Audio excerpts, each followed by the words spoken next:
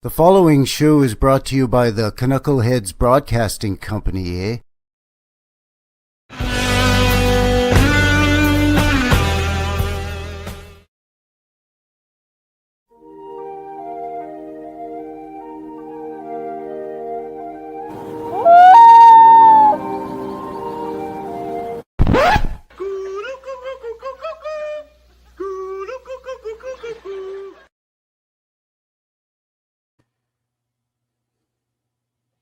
All right, and we are live. Hello, everyone.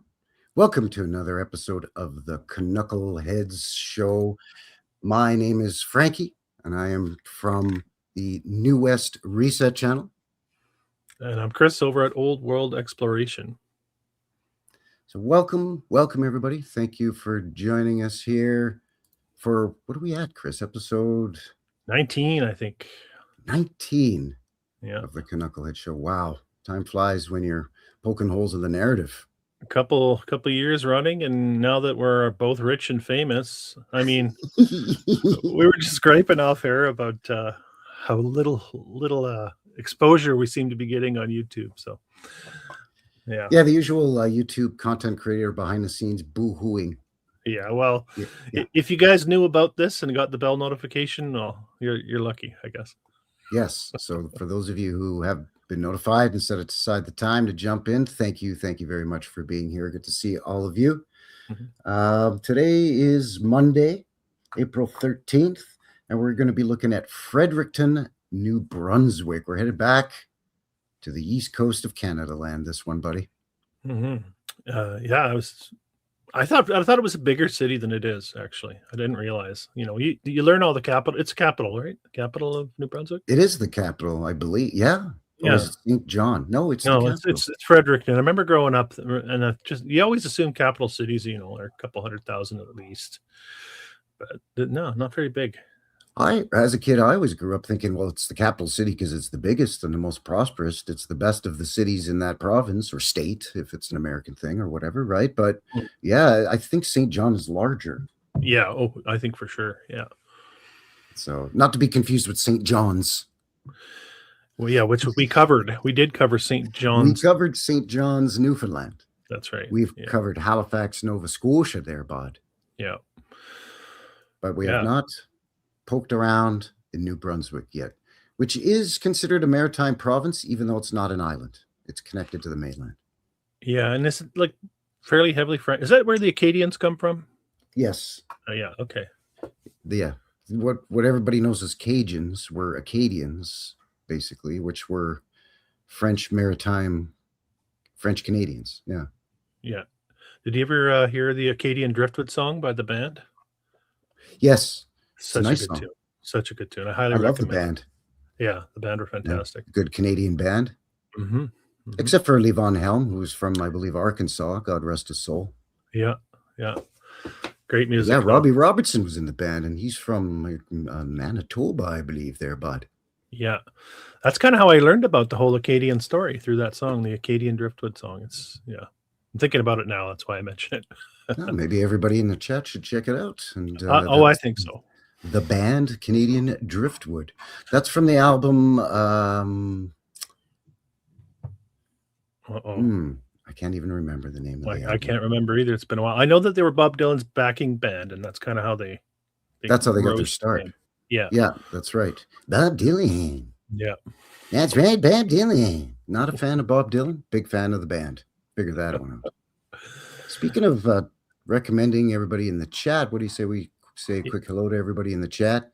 And then I'll pull up the goggle machine and we'll look on Google Maps and show everybody where exactly we're going to be heading to this evening. What do you think?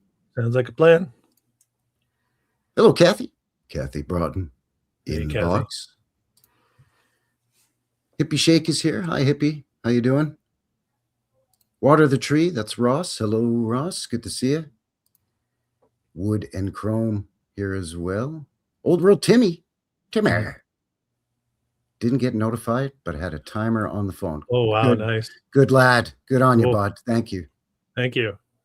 He says he's listening in from the grindhouse. Thank you. Thanks, bud. Heidi's patch notes. Good to see you, Heidi. Hello. Corky Goss is here. You'll have to excuse me because YouTube now has just gone full on with we're just going to use your handle instead of your name. For a while there, whatever your username was on YouTube would show up, right? Yeah. So like Kathy's name is Kathy Broughton, for example. But now it's if you have an account or a channel or whatever, now they put that up. There's Raincloud. Recognize Raincloud. Hello. Good to see you. Hello, Ryan. Arches and Columns is here as well. Whiskey Pete. Hello, Pete. So, as mentioned, we're going to be looking at Fredericton, New Brunswick. Have you ever been to Fredericton? No way, man. That's how far that is. Sorry. Alberta is like, I don't get much further east than Alberta out here in BC. Like, you got to go halfway across the spinning globe to get there. That's right. I don't know exactly why you got and that was not a knock on that. It wasn't a knock on Fredericton. Fredericton, I don't want people to misunderstand. It's just it's a ways to go. You'd have to, yeah. Yeah, we don't need a whole city mad at us. No, that wasn't the intention. Hey, take off. Let me pull it up real quick and we can let everybody know. Heck, I barely remember where Fredericton is. Have you been there?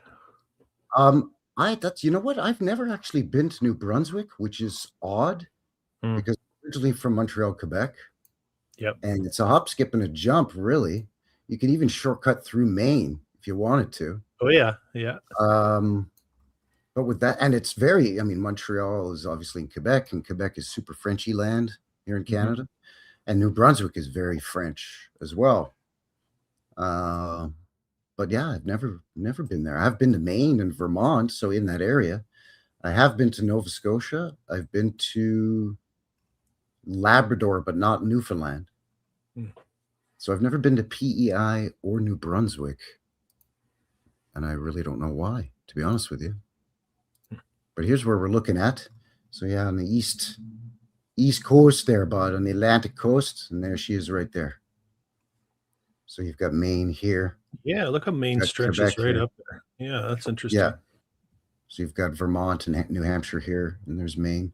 I mean, this border has kind of moved up and down, back and forth lots of times. So we're told over the last 300 years, skirmishes between British North America and the newly formed U.S. In fact, at one point, I think almost all of Maine belonged to us Canadians, because they got a lot of maple trees there, and we need that good maple syrup. Yeah, we're hoarding it. We're like Arabs with oil with that stuff. If you catch what I'm saying. So that's where we're going to be looking at. And have you looked into a little bit about what's going on over there in their past and their history in Fredericton, or even just in New Brunswick in general? You know what? No, I was hoping to rely on you for a bit of a history lesson. It's a little wacky there, bud. Yeah. So normally what we do, if you're new to the show here, first of all, welcome. Thank you very much for being here. And it's Monday, so I hope you had a great weekend. Generally speaking, it's probably Monday for most of you. Yeah. But normally we get into the official his story, the official narrative of the area that we're covering. And we take a little mid-show break. I usually find an old video that gives us a nice little intermission. People can run and grab a snack or go to the washroom, or in my case, have a filthy cigarette. Chris, you're not smoking anymore still, are you? No, I'm on the nicotine pods or whatever we want to call them. Nice, good on you, bud. It's been a few months now. Good for you. It's better than inhaling the smoke from a burning stick. Yeah, my kids like the fact that I don't smoke anymore. So that's, see, there you go. Yeah. But yeah, and then when we come back after the break, then Chris is going to knock it out of the park for us with some beautiful photos.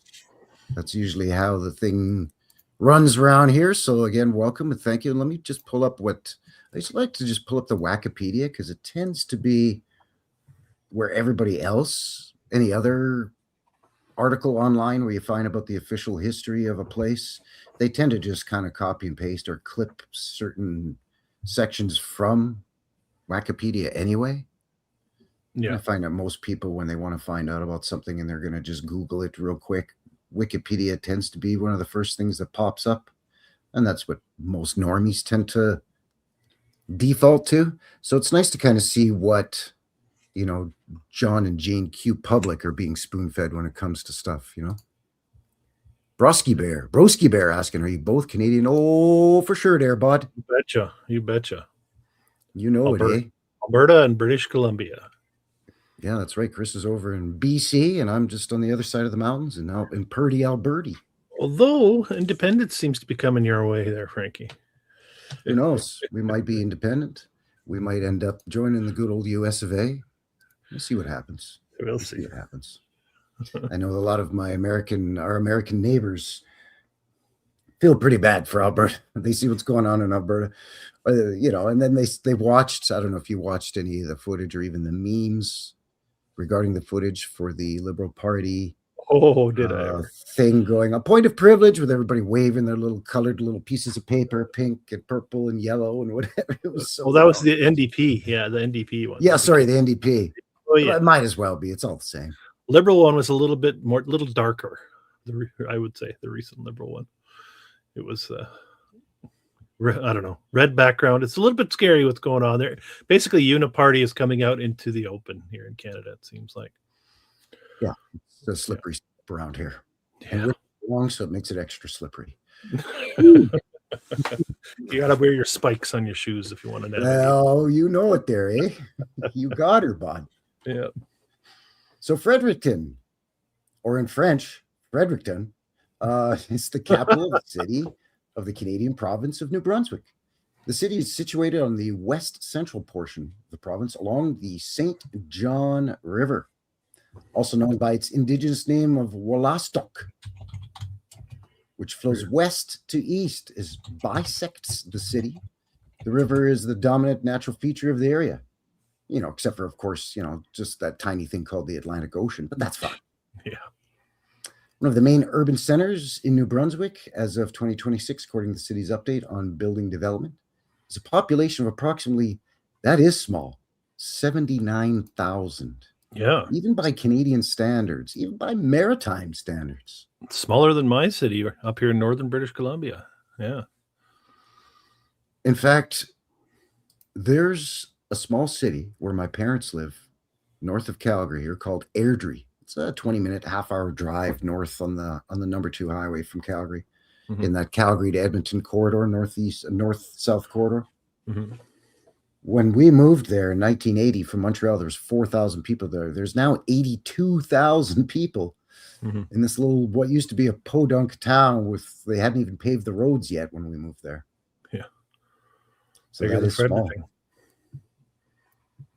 125,000 for metropolitan population after Moncton and St. John. Third largest city in the province. Wow. So Moncton is the biggest. Mm. That kind of makes sense, actually, because most people have heard of Moncton. Well, I don't know about most people. But... Well, ish. Most Canadians. 60% of the time, it works every time. An important cultural, artistic, and educational center for the province. Really? Okay. We have a local in the chat, by the way. I'm in Fredericton. Electric Mist says, sorry to interject, but why are you apologizing to me? I don't know.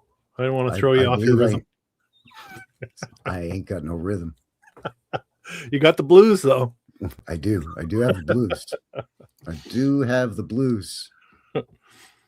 Thank you, Electric Mist. I am in Fredericton. Love it here. From what I've seen, it's a lovely area, actually. It's a beautiful little city, and I hope you don't get upset because I'm going to make some fun of it. Here we go. History. There was archaeological evidence of a camp in the area 12,000 years ago. Come on, man. Everybody knows the Mi'kmaq have been in this area for at least 3 times that. The Wolastoq, good luck, farmed several kilometers upriver. Wolastoq.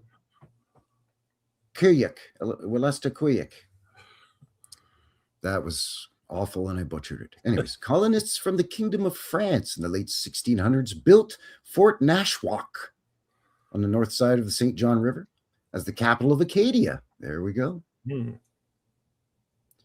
It withstood a British attack in 1696, but the capital was later moved to Port Royal, Annapolis Royal. In 1713, Acadians escaping the British takeover of Nova Scotia settled the site, naming it Point St. Anne. So that's already the third name here since the 1600s. Yeesh. It was destroyed in 1758 when the population of about 83 were exiled during the expulsion of the Canadians. Yep, get out of here, you dirty Frenchies. Yeah. That's not me saying that, of course. I'm part French Canadian, but they basically got kicked out by the British. The British said, hey, you're French? Go down to Louisiana or something then. That's crazy!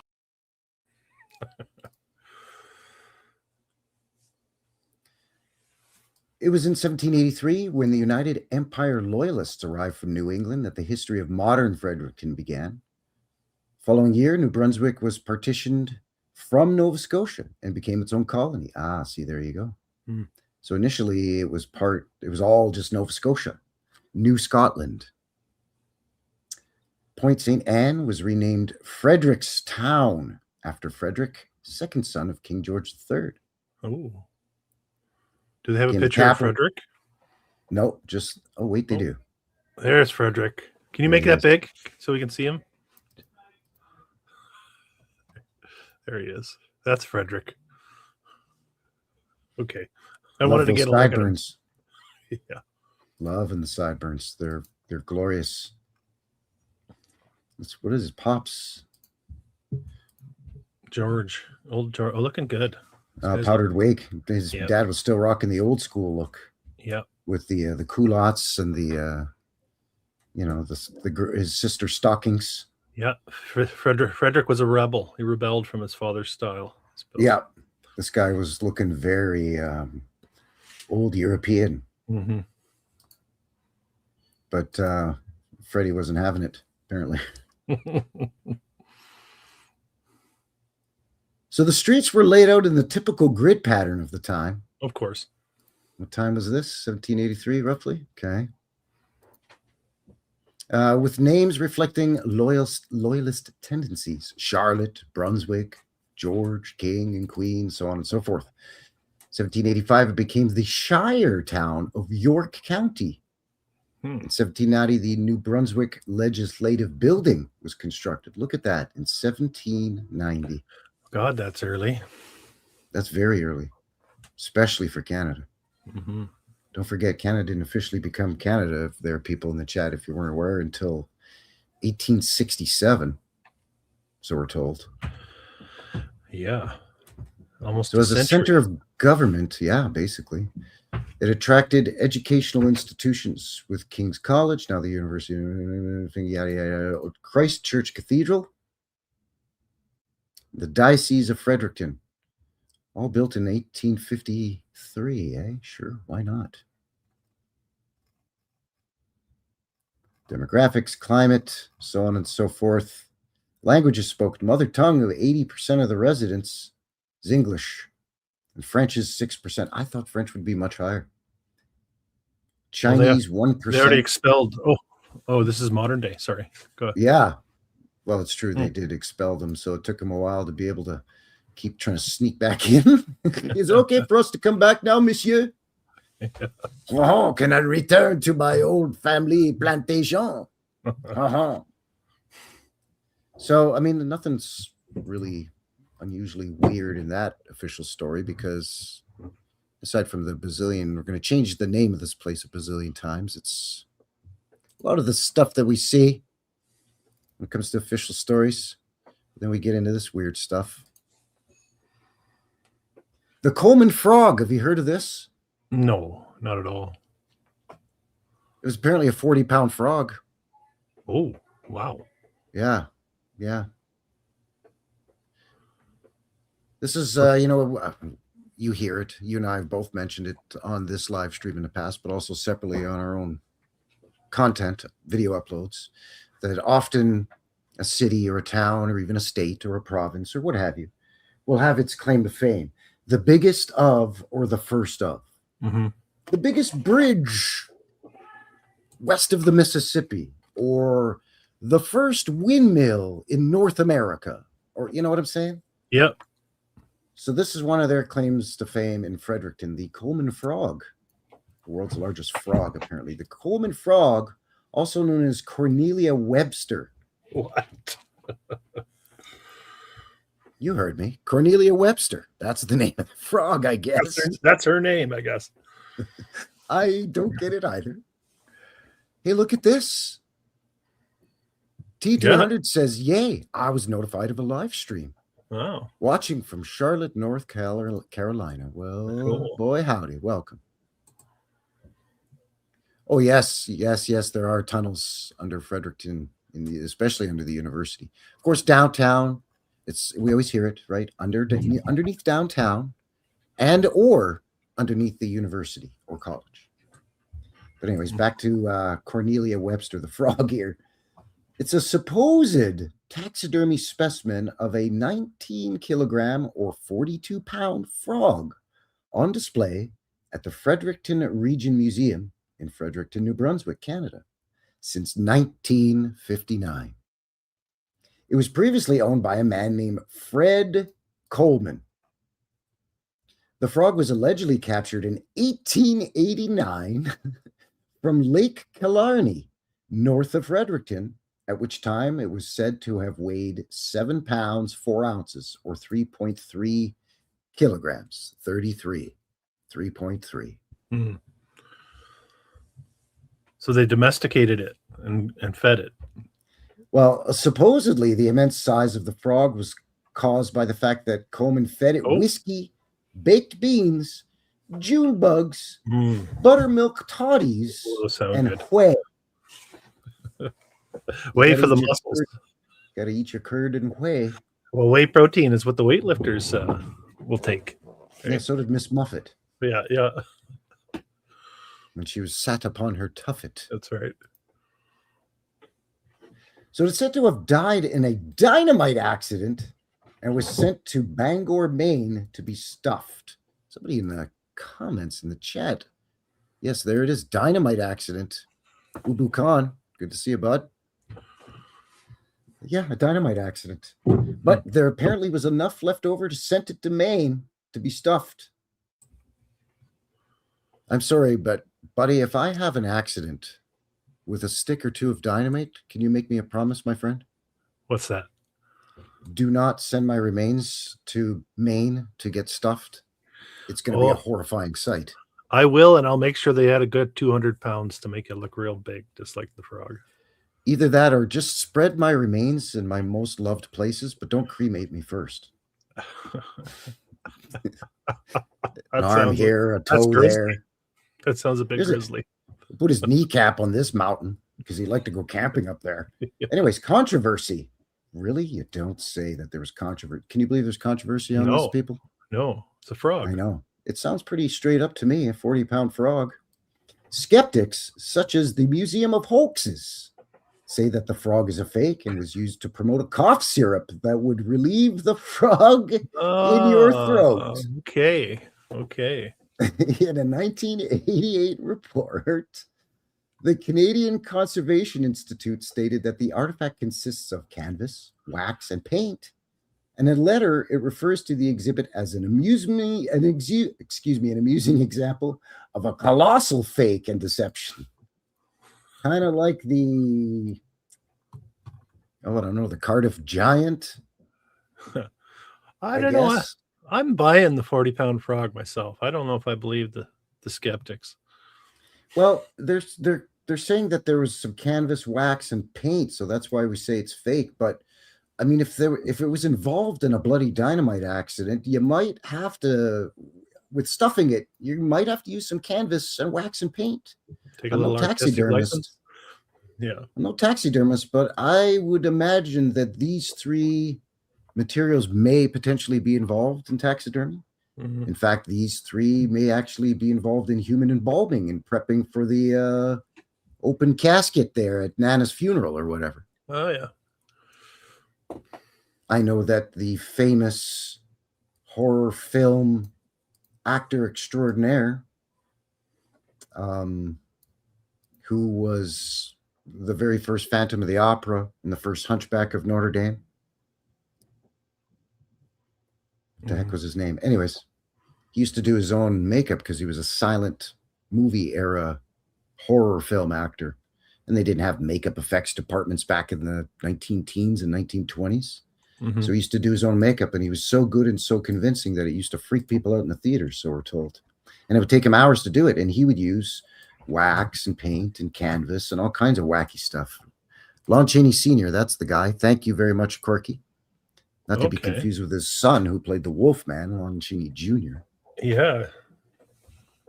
But yeah, so I mean, that's not so weird, but I don't know. Anyways, the museum will not allow DNA testing to be performed on the frog to confirm whether it's a real or a fake.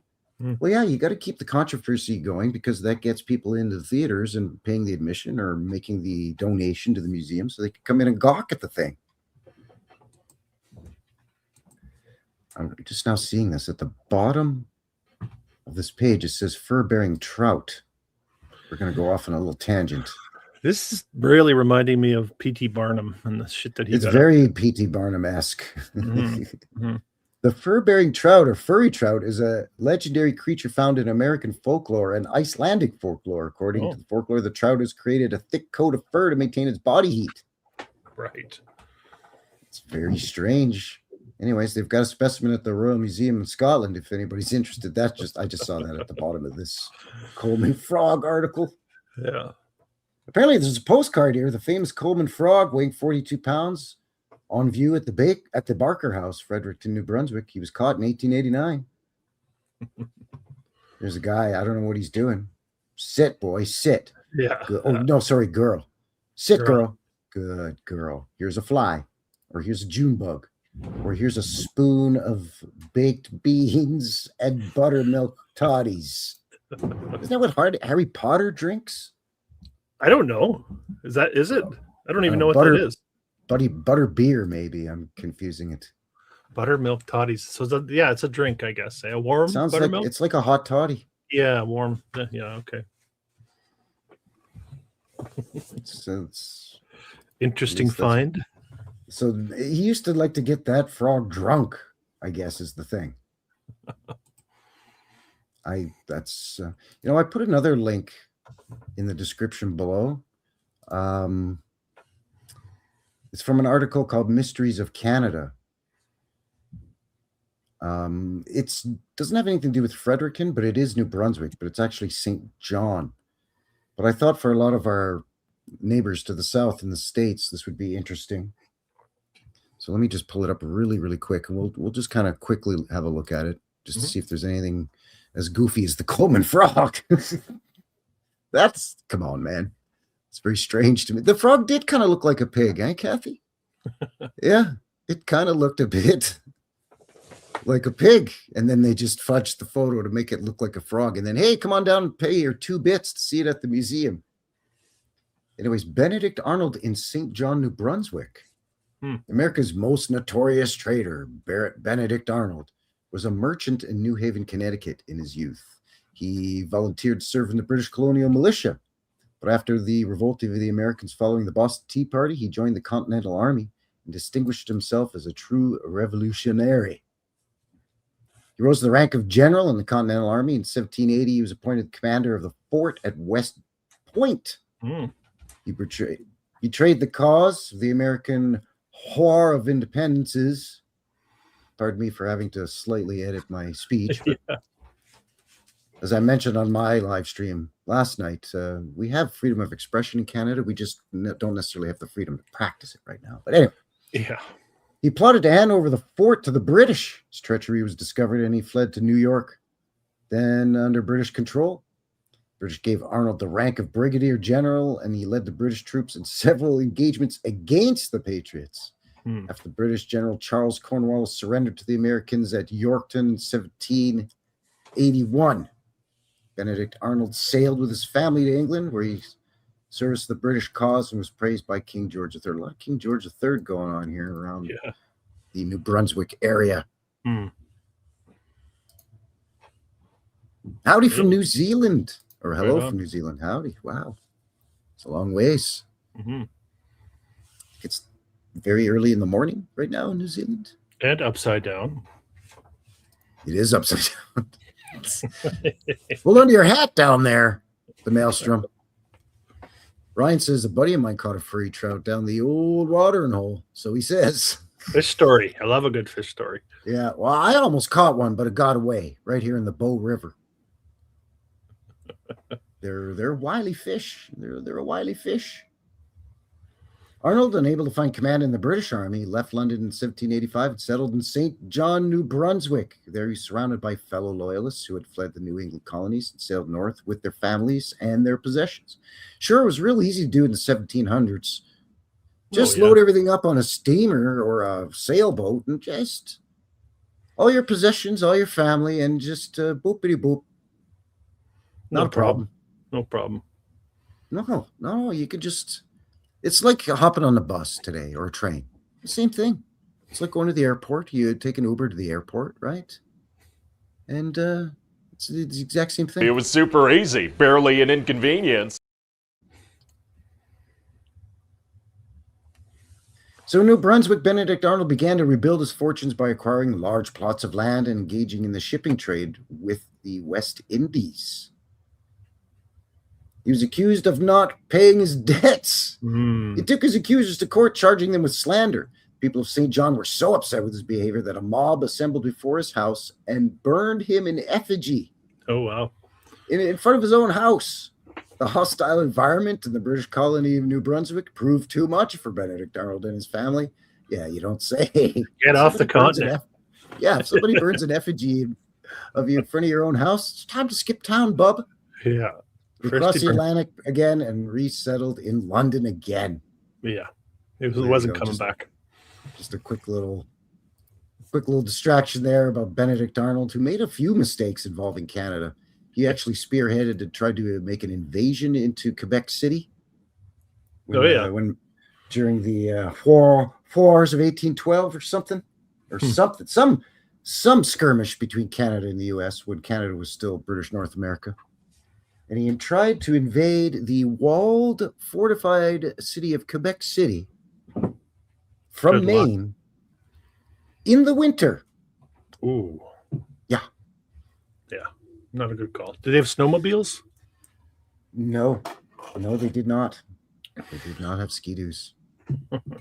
In fact, they brought boats to try to cross the St. Lawrence, and then they realized, it's frozen. Guess we didn't need these boats, bud. Sounds like he wasn't the sharpest tool. Poor guy. Yeah. Sounds like a likable character, life of the party. Such a Benedict Arnold. Sheesh. Oh, it's only 1:30 p.m. in New Zealand. There you go. Yeah, okay. All right, I've got one more article here. Kind of a strange thing. All right, people, get ready for this because I know this is going to be some new narrative, some crazy thing in the official his story of a city or a town that you've never heard before. So I want everybody to sit down because the shock might be too much for you. Yeah, their city hall burned down. I know, it's shocking. Oh, wow. But really? Not once, not twice, but thrice. Fredericton's city hall burned down 3 times in suspected arsons. That never happens. I don't believe you. This is from backyardhistory.ca. Again, take it with a grain of salt. It's a little bit of an older article from about 2 years ago. Fredericton enjoys the rather dubious distinction of losing 3 city halls to fire. The third Fredericton city, I guess we're starting from the third and we're working our way back.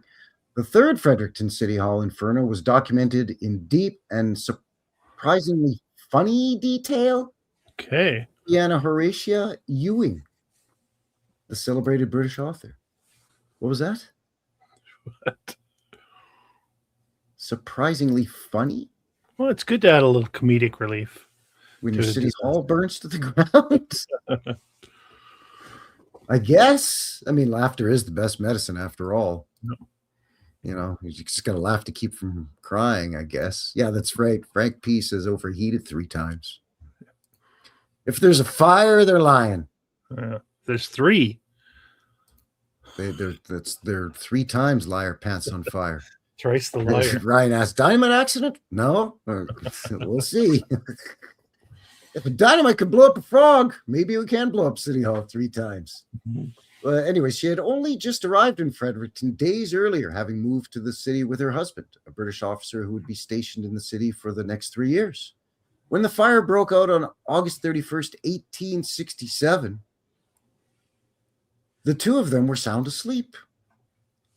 They had just returned from a feast held to welcome them to Fredericton. Much of Juliana's astonishment, since she didn't cook, she had servants for that. Oh my. Wow. Excuse me.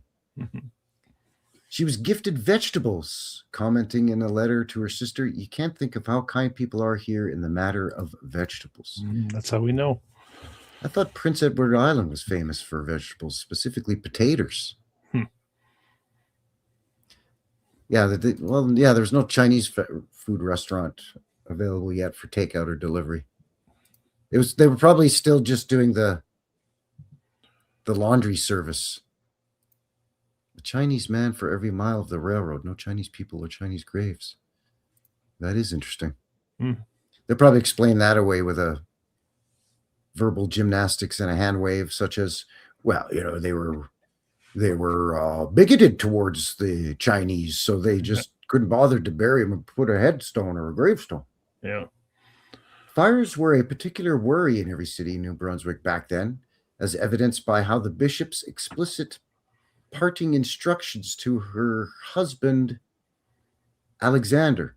In the case of the bishop's home catching fire, he was to rush to save the long wooden box. Yes, of course. That Alexander asked, "Is this valuable?" "Very," said the bishop. "What is it?" "Music," said the bishop, but Rex didn't seem to see it. Oh. I skipped a paragraph here. But earlier that day, Bishop Medley and his wife stopped by to bring even a potted plant and asked them to take care of their house while they were on vacation. It was an unusual request considering they had met only once before. And that's when they said, if the place catches on fire, grab that box, save the music. So it appears Alexander, who she nicknamed Rex, did understand its value, because that night Juliana was awoken by him shouting, "I must save the music." Yes. We were awoken by the sound of a crackling fire, and "I must save the music." She sat up in bed to see the room flooded with flickering light from a fire in Fredericton. Later writing, "I could hear the particular roar of the fire and see the flames rising up through the open window." She added that she hopped out of bed and raced towards the window. "It seems to come from the Medleys," I told Rex. "That I must save the anthems," said Rex in a thunderous voice. It was almost amusing, and off he went. And being awoken in the night by the sound of a fire and the glow of that flickering fire in the town of the city not far away. Oh yeah, that's hilarious. I would be pooping bricks. I would wake up all panicked and discombobulated. She didn't like being left out of the action, so Juliana went to wake up her servant. Sarah woke up with much difficulty. Now awoken, the servant promptly unsettled Juliana by casually reeling off a list of recent Fredericton fires, she wrote. "The coolness with which people regard being burned out here is amazing." Well, it's because people like you keep making jokes about it, I guess. Sarah was telling me all sorts of burning out anecdotes. Her former mistress had been burned out 3 times. There's a certain man she told me of, wherever he settles, fire follows him. You could make a splendid story of it in the Edgar Poe style. 2 of them hurried off in the night to find the fire completely unprepared, not only to be helpful, but even to move quickly. Ewing noted that I had to stop en route to tie up my stockings with handkerchiefs. Man, the level of detail in these stories really gets to me. Silly level of detail. I think how you know that it's a crock of doo-doo. I think so too. they get so much into all these tiny little details, but then when it comes to how it started and how it spread, we don't know. Could have Nobody been an arsonist, I guess. Not too sure there, but. Yeah. Anyways, as they went along, they realized it was not the bishop's home at 79 Church Street that was on fire. There was actually a considerably larger fire raging downtown. As we got nearer, Ewing wrote, we seemed to be going out in the blaze of falling sparks, and at last we found it. We had passed the place an hour or so before. It was a square called, get this, Phoenix Square. Ah. Okay. And how many times it had risen from its own ashes, I know not. But the other half of the square was burnt down before we came. Are you kidding me with this? Of course. Nice find. Nice little nugget in there. The Phoenix nugget. That's ridiculous. Ewing seemed completely unfazed, writing, when Sarah and I arrived, the flames poured out of the window and licked around the walls. It was wonderful. The other half of the square had been burned was actually the ruins of another Fredericton City Hall, which had burned down that May, only 3 months earlier. Mm-hmm. Wow. 3 months. While modern readers might think she was acting flippant to the point of being offensive about Fredericton losing yet another city hall to fire, if anything, she seems to take it more seriously than most Frederictonians. They apparently found it hilarious. I highly doubt it. Wow. One local newspaper led with Fredericton presented another claim to the title, The City of Fire, on Friday night. Okay. The paper shrugged that virtually no Frederictonians lifted a finger to try and fight the flames due to the discredit of the citizens. So now the newspaper is shaming people for not getting out of their beds at night and carrying buckets of water to put the thing out.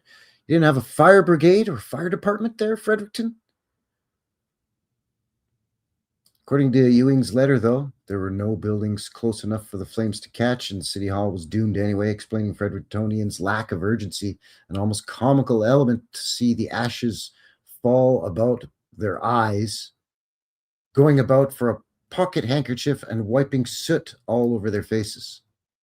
Perhaps because City Hall's catching fire was relatively common at this point, Frederictonians began chatting with each other, recognizing friends in the flickering light of the flames. Ewing wrote, there's something comical in the meeting of friends in all places of semi-undress, in all phases, of semi-undress. We're hardly expected to meet again so soon. There's only 78,000 people there today. Yeah. Let alone in the 1880s? 1867. What do you think? Oh, I never see you anymore, Ethel, in this massive, bustling city. It can't be that big. It keeps freaking burning down. It was, this is goofy. I don't know what you people in the chat think, but I find this, I mean, I did briefly peruse the article, but I haven't read it thoroughly like I am now. I like to try to keep it fresh and spontaneous, and this is goofy as heck.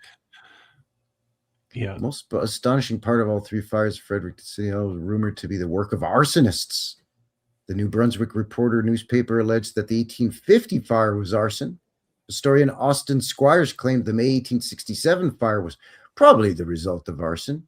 And Ewing herself claimed that this August 1867 fire she watched was the work of incendiaries. Mm-hmm. Of course, there's little proof, but arsonist. A lot of detail, though. A lot of small details. See? We had to tie up our stockings with handkerchiefs, running through the dark until we recognized each other by the flickering light of the fire, even though people were wiping ash all over their faces, so you wouldn't see their faces very well, even in the light of a fire, because it would be covered in ash. It's pretty goofy. And then 3 fires to the point where people are just like, let it burn. It's fine. It's totally fine. They weren't just fine with it. They were laughing. They were yeah. A great time. Yeah. Just going to have a fire party here in the City of Fire. Absolutely ridiculous, man. I don't know. Maybe it's me. call me crazy, but that just seems utterly ridiculous. But that's what I've got for you, people, for the weird and wacky supposed official his story of some of what's going on there in Fredericton, New Brunswick. Kinley Jackson's here. Late as usual, too much going on. No worries. Just good to see you. That's just smart. I never thought of that. Sounds much easier to catch and race a smoking pigeon rather than all that work involved with a lighter. Yeah, you just get you a pigeon to drop a cigarette or a cigar on a building. Isn't that one of the narratives for some city fire? Hey, share my screen for a sec, Frank. I'm just going to build on that one sec. I just found this now. We also have another great fire in 1825 in Fredericton. Well, will you look at that? So it really is the city of fires, people. Yeah, this guy, he becomes the hero, Sir Howard Douglas, and he became famous for 2 weeks earlier charging into a burning building, the government house, to save all their vital documents. So these stories just seem to pop up over and over. A burning cinder blew onto a roof on York Street. Started with the forest fire and then Great Fire, 1825. So yet another catastrophe. Thought I'd throw that into the mix since we're on the topic. Nice find, bud. Nice catch. I was so discombobulated with the fact that their city hall burnt down 3 times that I didn't even really bother to see. But wait a second, how many fires did they have? I just assumed all were telling us they had at least 3. Yeah, I thought the city hall fire burning down 3 times was crazy enough that I never bothered to even. It's a good excuse. Good excuse to erase history. There's a fire then, there's a fire then, there's a fire then. So there's no absolutely. Absolutely. That's one of the things that I discussed in my documentary was that, there's micro, meso, and macro resets, right? So you have the micro ones, like you might have a small localized town or city fire, and that's an opportunity for the powers who should not be to roll out a reset or the next stage in their agenda. And then you have the meso stuff, like maybe a larger flood or an earthquake or a volcano. And then you have the macro stuff, like massive wildfires or massive tsunamis or what have you, or of course conflicts, military conflicts, for to watch what I'm saying and so on.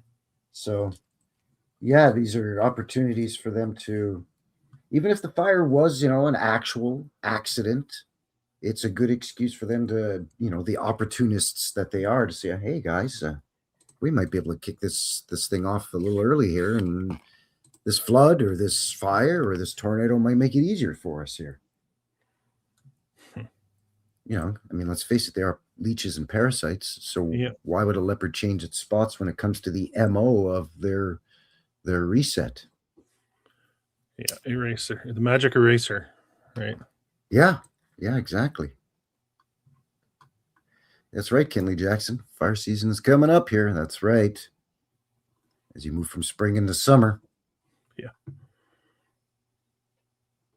They don't fill the reservoirs up with enough water and all kinds of crazy stuff going on too, because they like to help along these so-called natural wildfires. Oh, it was a lightning struck some dead trees, and then lo and behold, the wind blew it, and look out, man. We have how come all the reservoirs to get water are empty? Yeah. Anyway, what do you say we take a quick break here, gather our thoughts, and then we come back and you can give them the old 1-2 punch with your photo folder. What do you think? Your file folder? I got a pretty good size folder for such a small city. I think there's some interesting stuff in there. Yeah, sounds good. All right, sweet. So I managed to find some footage here. It's New Brunswick as well. Unfortunately, not Fredericton. Sorry, Frederictonians. It is St. John, though, so just up the river. This is from the 1920s, St. John, New Brunswick. What are we looking at time-wise here? Just a little over 2 minutes. So a short but sweet 2-minute break. Nice little intermission. Stick with us, and we'll be right back. All right, everyone?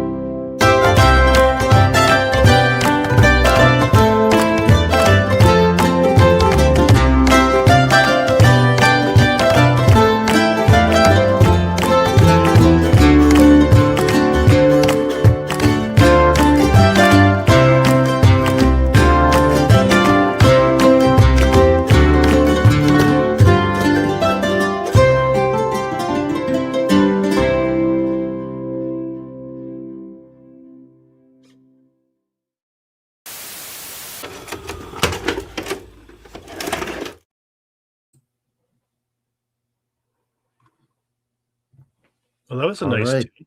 I like that. Yeah, it's pretty good, right? Kind of a little bit of a jaunty maritime tune and some great Yeah. footage from the 20s. Pretty good, actually. Considering I like to pull from the original raw footage, I don't like to use the AI colored, enhanced, speed adjusted, blah, blah, blah, blah crap, because I don't like the AI garbage for the most Yeah. part. Yeah. It's a useful tool in some ways, like how Yeah. we were talking about behind the scenes for Hmm. collating dates and, helping you to organize different folders and so on. Yeah. But in terms of creativity, I'm not a fan of the using AI. So No. yeah, that's some pretty nice footage.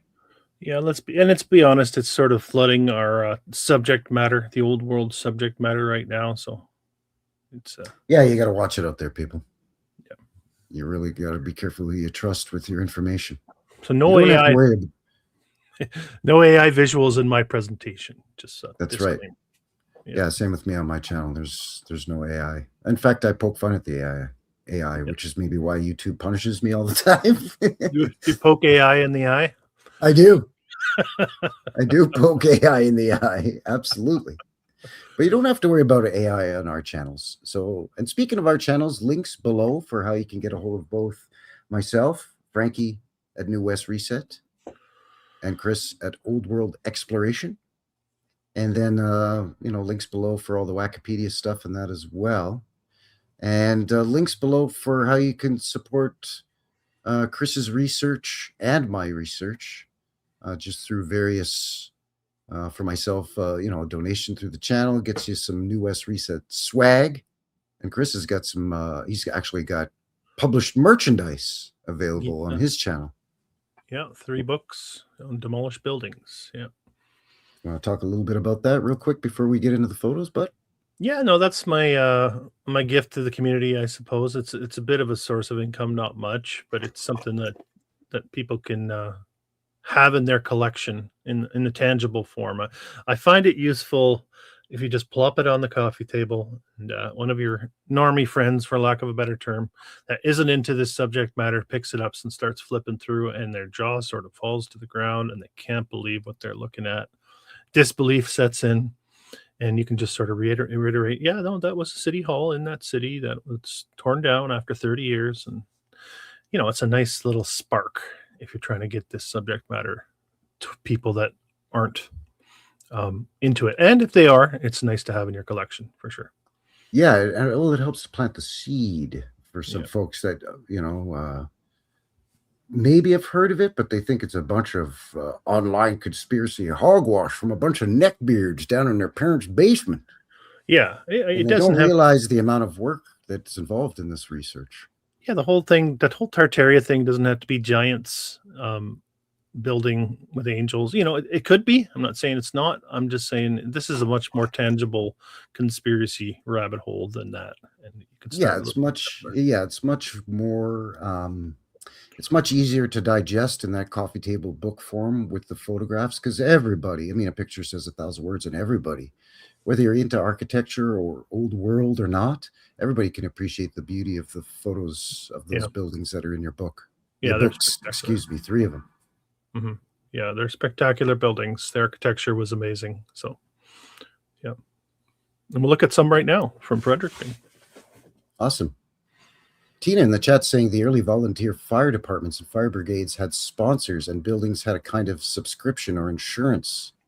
Yeah. So if you would sponsor a certain fire brigade. So if your building caught on fire, they would come to your building.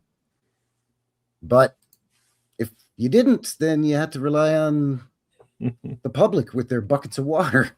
Yeah. Forming chain gangs of buckets of water. You know what I'm saying?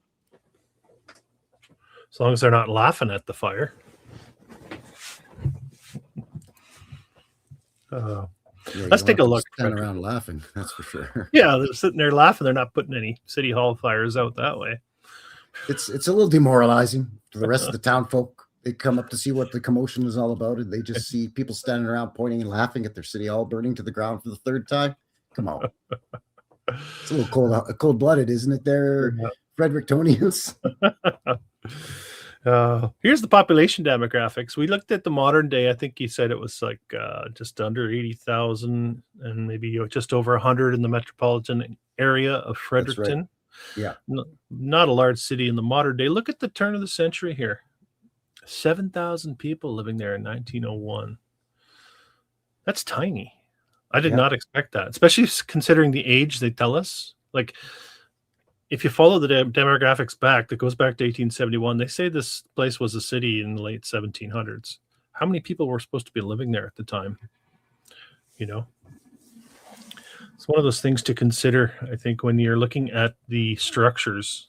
Well, we'll hop back to that as we go through some of the slides here. So this is just a street scene I thought was interesting. It gives you a sense of the architecture here in the background. Just to interject to folks too that actually New Brunswick was one of the original 4 provinces of Canada that declared their independence from Great Britain on July 1st, 1867. So it's not like they're a Johnny-come-lately out in the boondocks, far-flung regions of Canada. They're right there at the very beginning of the historical timeline. So to have their capital city at the turn of the last century would be only roughly 7,000 people. Yeah. It's very, very small. And not a lot of growth really over those 3 decades. You see 1871 to 1901, you're looking at about 1,000 people. Pretty stagnant considering that timeline. Pretty much everywhere I look is like an exponential boom in population. So not so in Fredericton. Slow and steady wins the race, like the tortoise and the hare, I reckon. Apparently. Yeah. I thought I'd throw this one in there to give you a bit of that British feel, because we like to target the monarchy on our shows. We know that they're up to no good, the Victorian era, right? And heavy influence there, of course. Oh, absolutely. Let's take a look here. So I have a, this is supposedly 1870 in Fredericton. See here, that's what they're telling us. And again, a town of 7,000 people. Well developed, as you can see here. Wide streets. Almost like they're anticipating modern roads and modern transportation. Yeah, where's the rationale with the grid process? I think you showed that in the first segment there. They gridded this thing out really early on. Yes, I think it's like late 1700s. Yeah, 1780 something. Yeah. Jeez. And they just gave a wide berth for the horse and buggies to pass by each other on the roads, I suppose. I've featured on my channel in the past on live streams really small prairie towns where there's, and I'm not even exaggerating, 2,000 or 3,000 people. Mm-hmm. They have a main street like this, and it's just as wide. Mm-hmm. Mm-hmm. Back in 1905 or 1895 or whatever the case may be. Yeah, interesting logic if you try to fit that into the historical narrative, And again, the multi-storied aspect. Why you've got 6,000 people living there, and you've got in 1870 4-story buildings consistently all the way down this stretch. And that's a lot of work and a lot of congestion of space for such a small city. Kind of interesting.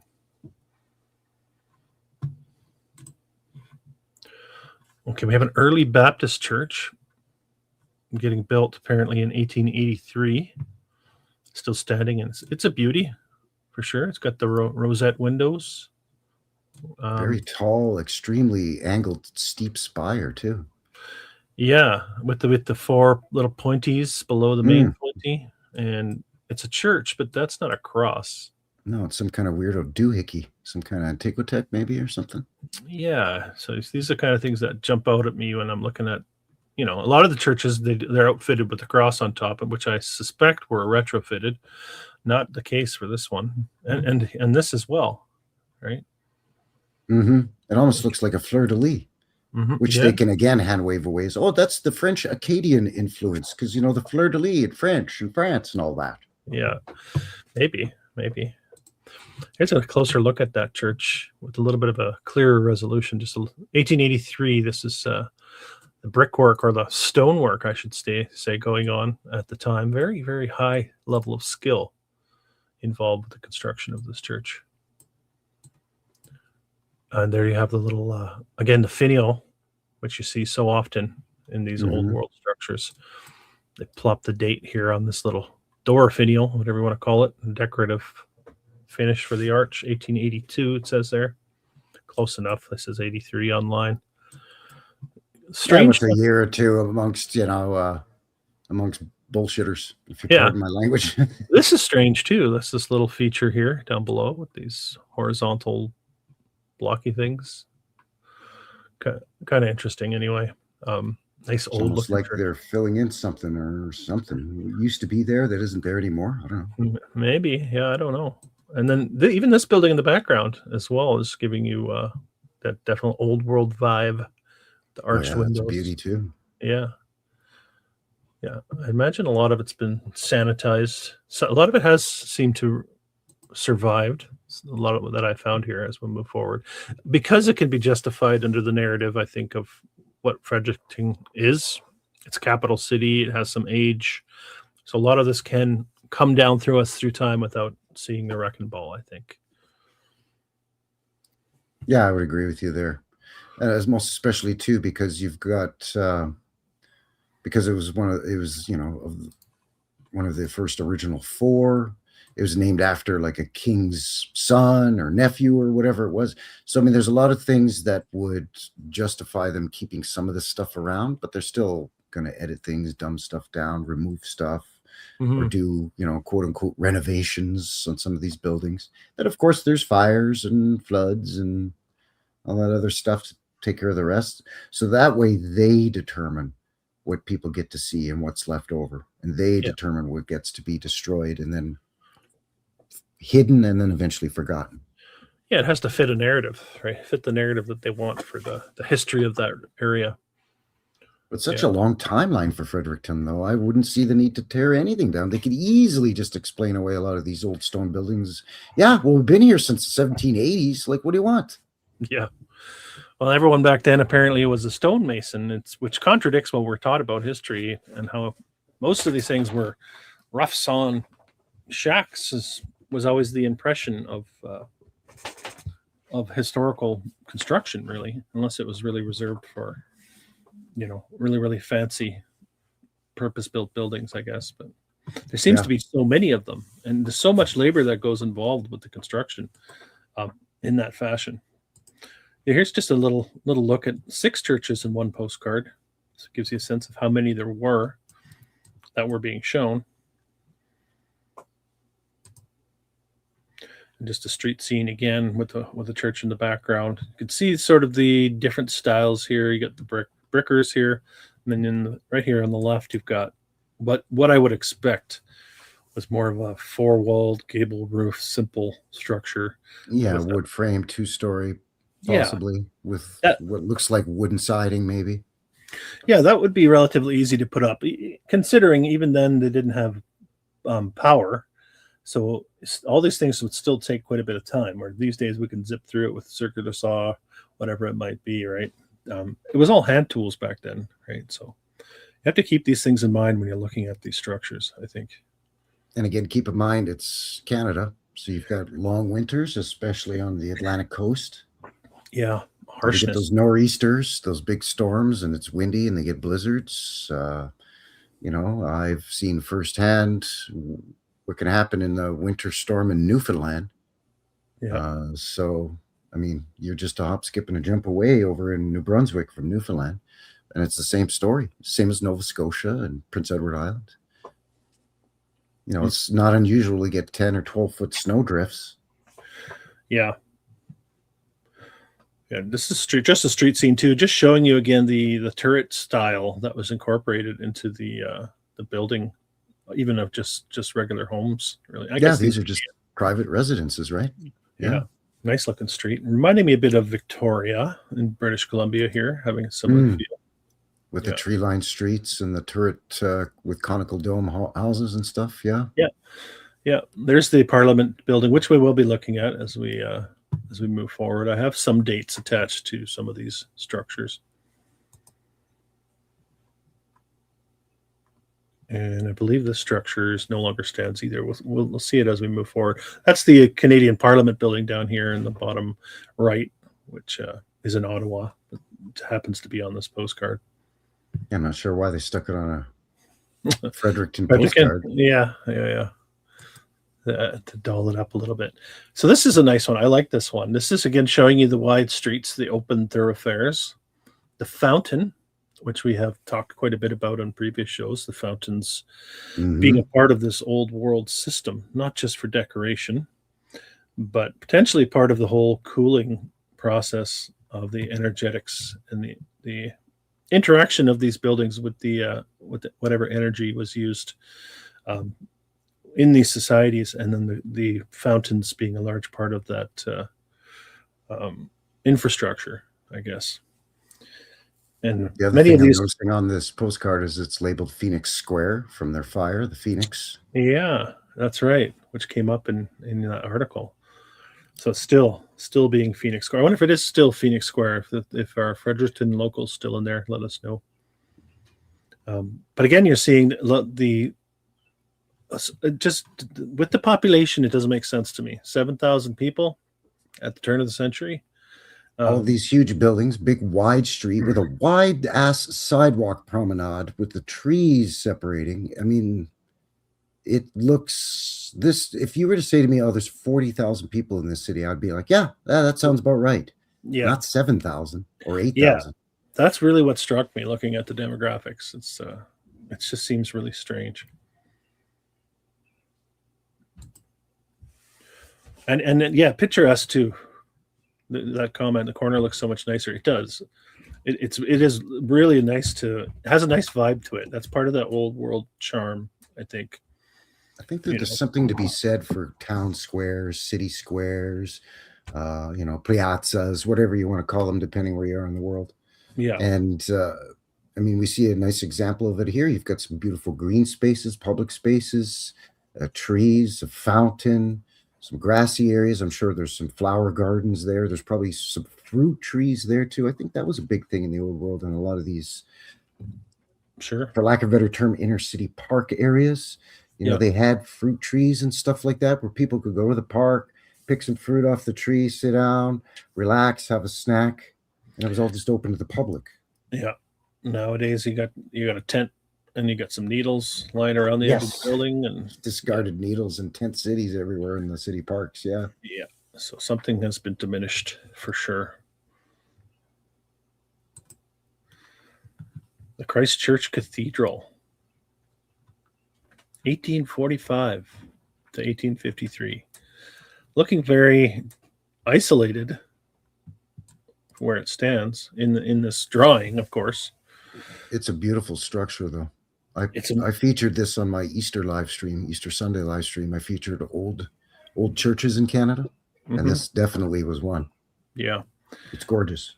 Yeah, and then even in the background, we're getting depictions of more spires in that early time period. Again, not a lot of people living there.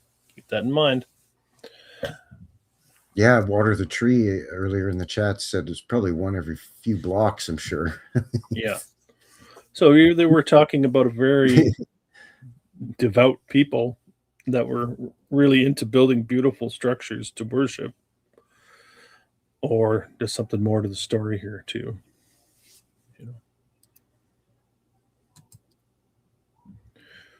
Yeah, there it is in the modern day. A view of it. This window is spectacular, isn't it? That scroll worker on that window is extraordinary. Yeah, mid-1800s in Fredericton. And all that leaded stained glass in there too. It's not just big giant pieces. It's tiny little intricate little, stained glass puzzle. Incredible. Yeah, and I wonder what the population would said to have been that far back. The demographics on Wikipedia go back to 1870. You got to go back a couple more decades when this one was supposed to have been built. Makes me wonder. Well, what was it? 7,000 around 1900? Yeah, and about 6,000 around 1870, I believe. We look at that again. So yeah, 6,000 in 1871. So 1870 1861, we could maybe say there was 5,500 being conservative. 1851, let's go with 5,000 people, although I'm sure it was probably more like 3,000 or 4,000. But that's still, it's pretty tough to justify all of these big, huge churches and other big buildings, which I'm sure you'll feature coming up. Yeah. I mean, so far we've only seen a couple, and it's already making us scratch our heads according to the population narrative. Yeah, just the resources that the people at the time would have had at their disposal is it's just hard to wrap your head around. Well, you'd think a single room with pews would do, you know what I mean? Maybe with a little bit higher ceiling to make it feel like a church, but certainly not. Yeah, vaulted ceilings so that when you're singing your hymns, it and the choir joins in, it sounds nice or whatever. But yeah, that's about all you need. Yeah, a bit of acoustics, I suppose, if you have the resources. Yeah, it's a nice one. It's a nice one for sure. It's definitely one that I'd go check out if I were in Fredericton. And the stonework is impeccable too, considering mid-1800s as well. All dressed, all these stones, and then randomized too. You notice how it's not just row upon row, the way the stones interlock with each other. Yeah, it's not like courses of brick. It's more like Tetris or Jenga, or you know what I mean? Yeah, quite the riddle, definitely. And we have the interior as well. Just get a sense of what's going on inside. And I mean, we talk a lot about the churches as well, and hoarders of knowledge, in our society. Oh yeah, they're just as guilty, I think, as the government, for lack of a better term, museums, universities. Yeah, one and the same. The power structures, right? That's what they did, is they seated themselves in the power structures of society, I think, and then they changed the story to favor them and to allow them to hold on to that power, So here we're looking at, I believe it's the normal school to the right, City Hall, I think the middle one, and not sure what the one in the background is. Could be the post office, maybe. Possibly. We will see another post office as we move forward. It could have been a previous that I could find no trace of. I do dig into these types of buildings when I look into these cities just to see what was there and if there's any evidence online. And Fredericton was tough. It was tough to find, dig into the roots of it. Some cities, they do have a lot online, but normal school. That roof line on that building in the middle of the postcard on the top of the tower there, that's very what we call that sort of Canadian, trademark Canadian style. You see that on the Parliament buildings in Ottawa. You see that on a lot of official government buildings. A lot of post offices, yeah. And according to a couple of shows that you and I have done together now, we've come across that narrative that this style has been sort of attributed as being very Canadiana for where, even though we see it elsewhere in the realm, but I don't know. Yeah. I right away, I think of post offices I've seen in Vancouver, Edmonton. Yeah, having a similar look for sure. Interesting too, if we're looking at the normal school and built in a similar fashion to, churches. You have the triple arch here, a lot of the decoration going on. And I just recently did a video on high schools in the States in particular, and how they had all these castle high schools and built in the 1880s and 1890s. But high school, the stat I pulled out of it was that 15 to 17% of teenagers actually even attended high school during those decades. It was not a common occurrence to go to high school. A lot of kids would finish after the primary grades and get into the workforce. A lot of them would go to about grade 8. They're about 14 or so, and then they would get a job because they were told that they had to. The family. They had to. Everyone was poverty stricken, right? And the kids. But meanwhile, they're building these exquisite buildings with massive detail that seems like money is no object. And then the schools are so huge, and then they have to have massive normal schools to teach the teachers what to teach the students, and those schools are huge.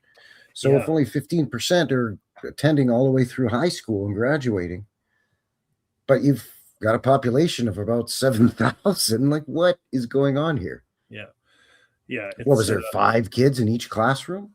Well, that's the thing, and that's often how the story begins with many of these schools. Is that it started off with 6 kids, and the next year it was 12, and 10 years later they had whatever. It's the same story that repeats. So either they were just really good at seeing what was coming down the road and decided to dump all of their resources into these massive structures, or somebody's lying. There's definitely some shenanigans going on one way or the other. Oh, this one's not coming up, so I'll jump to this one. So looking must have been a good one. Yeah, same stretch here. Oh, and on this one, there's your build date, 1876. So this, I believe, is the normal school we're looking at here. Yeah, and we're looks looking to be that way. Yeah, and we're looking down the way at the city hall, I believe. There's that. There's the clock tower in that roof style there. Yeah. So you can see here the date, 1870. Remember, 7,000 people living at a time. How many of them were kids, and how many of them were kids that were going to go to school? Things to consider when you look at these structures. And how well built is this thing for 1876? With that pink granite column there, with the super embellished capital on top of it. Yeah, for a normal school. We don't do them like that these days, anywhere near that exquisite. No, I went to a red brick school, but it was built in the 80s, and it's fugly. It doesn't look anything like these exquisite lovelies, that's for sure. Does it have column capitals on it? No.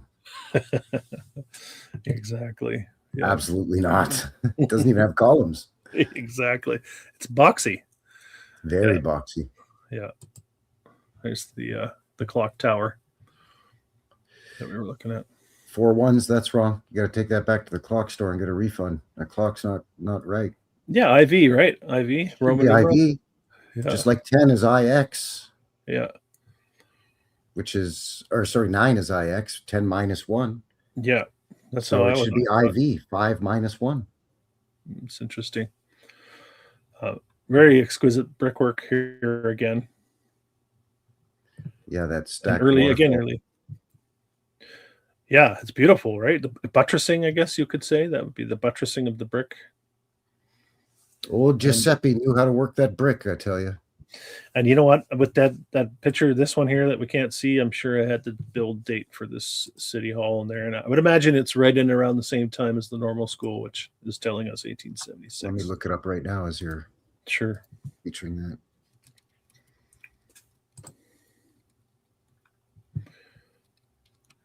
So we have a postcard here of the custom house on the left. Again, you have a basement. You can see even have windows underneath the stairs. Multi-storied, mansard roof. Nice looking structure. And then we have the post office here on the right. Ah, okay. So that other one was not the post office. Yeah, that's what I don't even know what that one was. Yeah. Yeah, I have no idea. So we have, the post office, and I think I have the date attached to that as we move forward. Let's take a look at the custom house in the modern day, built in 1882. So all of these, what we're looking at here, springing up really in those decades, 1870s, 1880s so far. That looks like a couple of buildings that I've featured here in Calgary on Boots on the Ground. There's an apartment building that's been converted into a sort of a recovery center. And it looks almost identical to that, except for the tower in the center of the roof. But it does have the mansard roof with the curved dormers. They're so nice, eh? Those mansard roofs. I like them. They're really nice to look at. It looks funny being flat on top, but otherwise that curve to the angle would be very conducive to shedding ice and snow, I would think. Yeah. It would make sense to have a roof line like that anywhere where there's a lot of snow. Yeah. And what do you think of the addition here, the Sports Hall of Fame addition here on the side? Oh, it's exquisite. It marries into the original structure so seamlessly. Whoever the architect was on that really dotted their I's and crossed their T's to make sure it fit the look of the old custom house. Just looks... It's disgusting. You could spot it if you're walking along the sidewalk as a tourist, right? And you're touring around Fredericton. Yeah. Because it does have, a history in terms of, there's no denying the official history of Canada is, Fredericton and New Brunswick as a whole, it's right up there. Yeah. So you're, a tourist. You're, I don't know, you're out there taking photos, and you stop to take a picture of this, and then you see that addition built onto the side. You must just be like, whoa. It just sticks out like a sore thumb. It looks like Ryan says it's a wart. Totally, it does. It's a goiter. The whole thing looks like it's a Sports Hall of Fame now, doesn't it? Yeah, it looks like they've done the whole building. By the way, I've got the year. Fredericton City Hall was built. 1 year wonder, 1875 to 1876. Wow, there you go. Same year as the normal school here in the foreground. These were built. It replaced a previous 1867 City Hall destroyed by fire. Oh, would you look at that? Of course, that fire. So this one is the second or the third, because there's 3 fires, right? So this City Hall is either the that's second or the right. third. That's right. These were going up at the same time, then we're told, right next to each other in a city of, let's say, 5,500 people. Okay, buddy. Okay.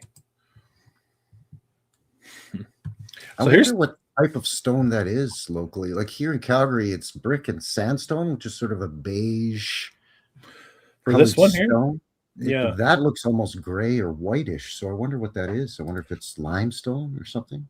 I'll show you here in the modern day. So we have so this is our build date. We talked about this earlier as well. The dating on a lot of these tend to range in right before the big WW1 or around or consecutively, I guess, in this case, right at the same time. Which is also a tough pill to swallow. Yeah, exactly. So it's another. These things seem to come in phases. You have your 1870s to 1890s, and then you have your sort of 1905 to 1917. Let's say. Yeah. These chunks of time that these buildings get these designations. Yeah, and nice looking clock tower on this one, wouldn't you say? Yeah, with the dome on top too. Isn't that the kind of thing you'd want to hold on to down through time? Is that nice looking dome? Especially with having 4 clocks. You're not just slapping 1 clock in it. You're slapping 4 clocks in it. Now, maybe they're all running off of one centralized mechanism. That makes sense, and is probably the case. But even still, you've got to pay for the additional 3 clock faces and the labor to install those. So again, it just goes back to this small little city early on in their official narrative. It's just, I'm just going to put 4 clock faces in here. It's a bustling just down the street, there's a clock face already on the tower on the City Hall. They almost got 8,000 people living there by this time, Frankie. Oh, by the yeah. time, almost 8,000. It's a huge, bustling metropolis. You're right. It's elbow to elbow on the sidewalks around here. And you know what? No dome for you. We had to get rid of that thing. Gone. What did you say? Didn't stand the test of time. Poor dome on the top there. Before, after. I'm surprised, but not surprised. You know what I'm saying? Yeah. Nice looking post office, but yeah, I don't even know. It's not high enough resolution to get too close. I would imagine granite is involved in the build of this thing. Looks like it's granite or limestone. Yeah. I'll keep going here. Oh, cool. We'll turn the clocks back to right after that big fire that I just happened upon, the 1825 fire that destroyed a third of Fredericton. And they built a government house right after it, apparently. Here it is. Yeah, back when they were still a colony, it was, Fredericton. It says Fredericton, New Brunswick, but I think at this time they were still, when they still have been, Acadia? they hadn't separated from Nova Scotia yet. Yeah, it was a part of Acadia. Weren't they calling it Acadia back then? I'm gonna just go back to it and have a look here real quick. Oh, my dog's going crazy. Hope that isn't putting you off. You can hear that dog. Are you kidding? I love dogs. I love animals, dogs especially. Well, there's the government house in the modern day. I've lost another photo here. I don't know what's going on with my files. Must have been another good one. Maybe. I'll keep moving forward here, though. What do we have? Oh, yeah. I like this one. This one The old Hart Boot and Shoe Company, best shoemakers in Canada. So they partitioned from Nova Scotia in 1784. So I was off there. Sorry about that. Oh, that's a ways back. Yeah. Yeah. So they were their own thing at the time. They put the government house together, this old place here. Don't get me wrong. It's a beauty. Yeah, it's nice looking. I'm sure there's a lot going on down below on a structure like that. Weren't we talking earlier? Maybe some people knew about some tunnels from the university. Yes, there's, well, actually online I read that was one of the legends of the official history too, like one of the, so-called weird facts, like with the Coleman frog and stuff. One of the things was tunnels under downtown and tunnels under the university. Yeah. Yeah. Just looking at Paul Thaddeus's comment here. Your dog just started a Chihuahua riot over here. Sorry about that. That's my Luna. She gets a little crazy from time to time. Bless her. Yeah. This one still stands too, the old Hart Boot and Shoe. So I like the old big factory type complexes as well, which seem to pop up a lot in my research, with all sorts of different designations. And yeah, this is a boot and shoe manufacturing plant. It's pretty fancy though, isn't it? Yeah, it's not with the little, you had to put a tower on it with the little fence and the flagpole, little flagpole. On a boot factory? Why not? Where they probably have like, child labor and all kinds of unsafe equipment in there, those big belt driven machines and all that. It's totally fine. They put the orphans in there, right? There's no parents to worry about their safety. Working on it's an exquisite building on the outside though. Like, why would you take over this building and redesignate it as a shoe and boot making factory? I mean, that's not the first thing I would think of if I came across this building and fixed it up and said, I stood back and looked at it and said, all right, job well done. What does it look like? I know, a factory. Yeah. And it's got the basement too. You can see all the windows down below. Same as the old breweries. They don't necessarily look like they were made for brewing beer. Yeah, you're right. Look at those low windows. Some of them blocked in. Yeah, blocked in. And you have that stone going on here, and then still stands. Neat looking building. Even the tower still stands, which is pretty cool. They got rid of the fence. Oh, of course they took the tech off. Yeah, had to. But old structure, I would say. Old. Yeah. Yeah. I don't think this was built as a shoe factory. Come on. Yeah. This is designated as a high school. That's all I could find on it. So it's a nice looking old high school if it was a high school at one point. Wow. Yeah, and based on what we've seen so far, what would you guess for the build date? I don't have the information, just an educated guess based on what we've seen so far. I don't know, 1860s. Yeah, it's 1860s, 1870s, maybe right in and around the same time the normal school and the city hall were going up. I would imagine they're going to throw this one in there. Maybe.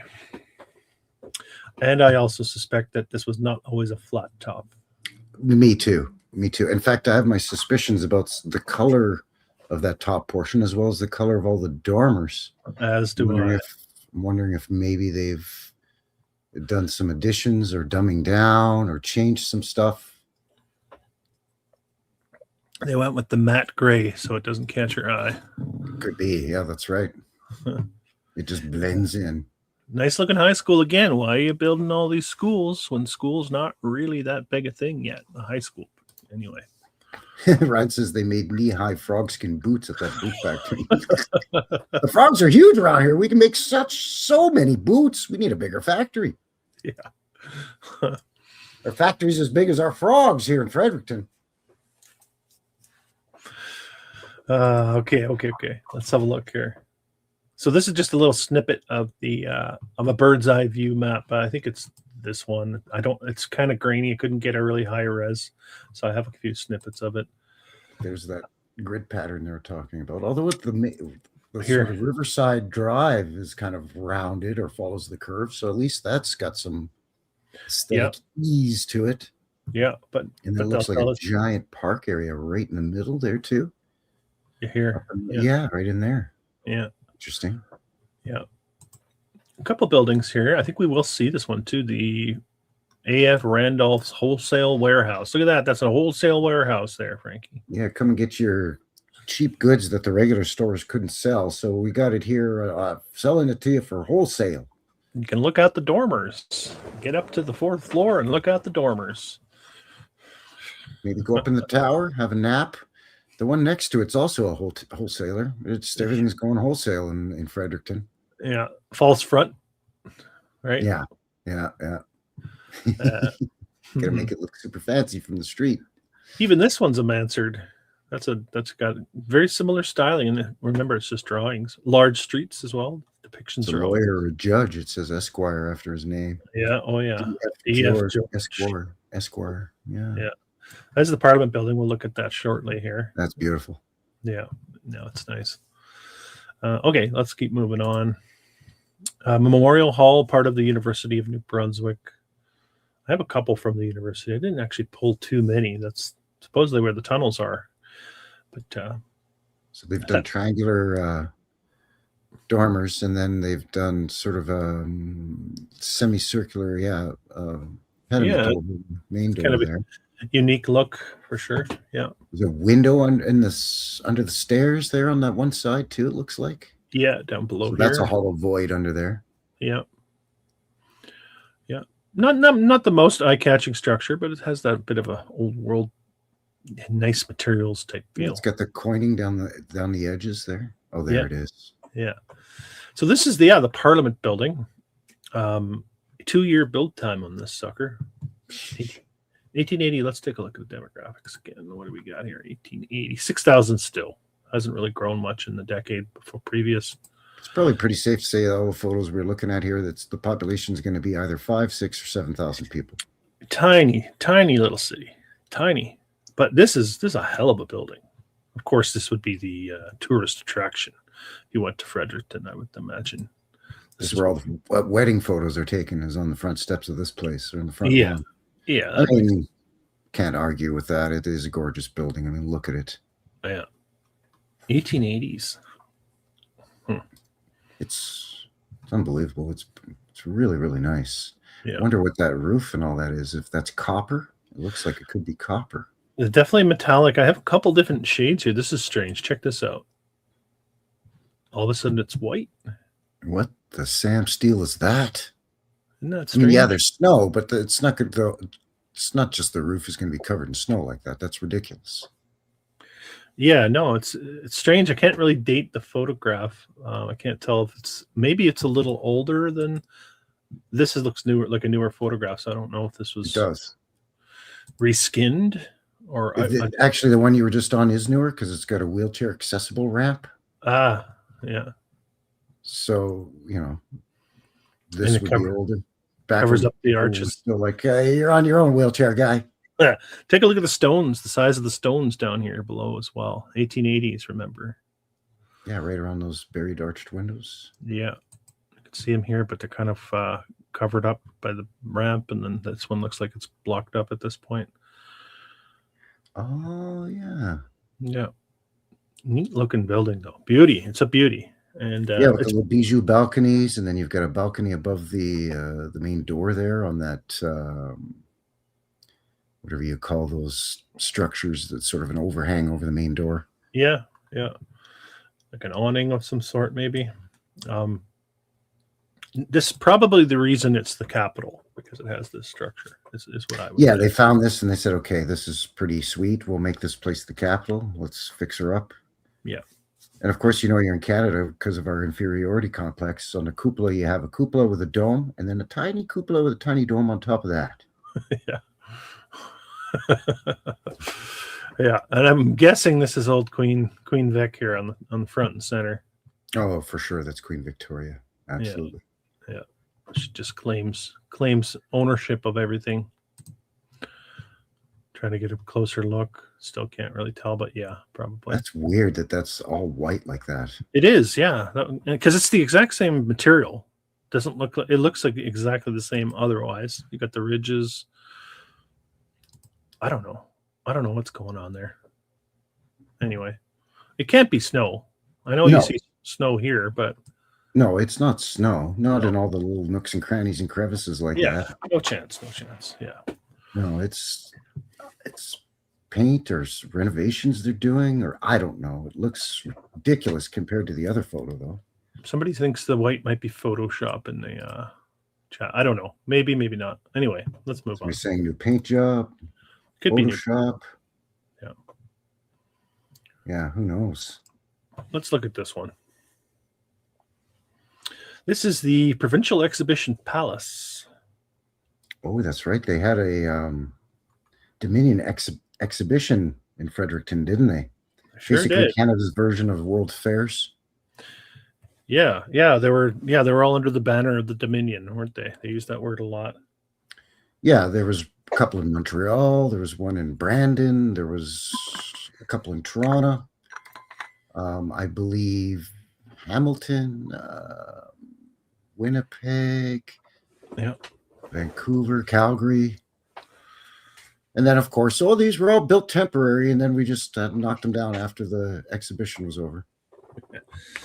Not to be confused with the Dominion voting machines. Not to be confused. Yes. This one's a stunner, though. 1864. Give me a break. I mean, it's obvious. I don't mean I was staring at them, but I can't exactly control which direction my eyes go in all the time. All right. I do have a photo of this one, actually. Let's hop over to that. There it is. I know the suspense is killing a few people in the chat there. Now, It's exquisite, man. It's yeah, beautiful. well, we have a serious inconsistency here between the quality of fence work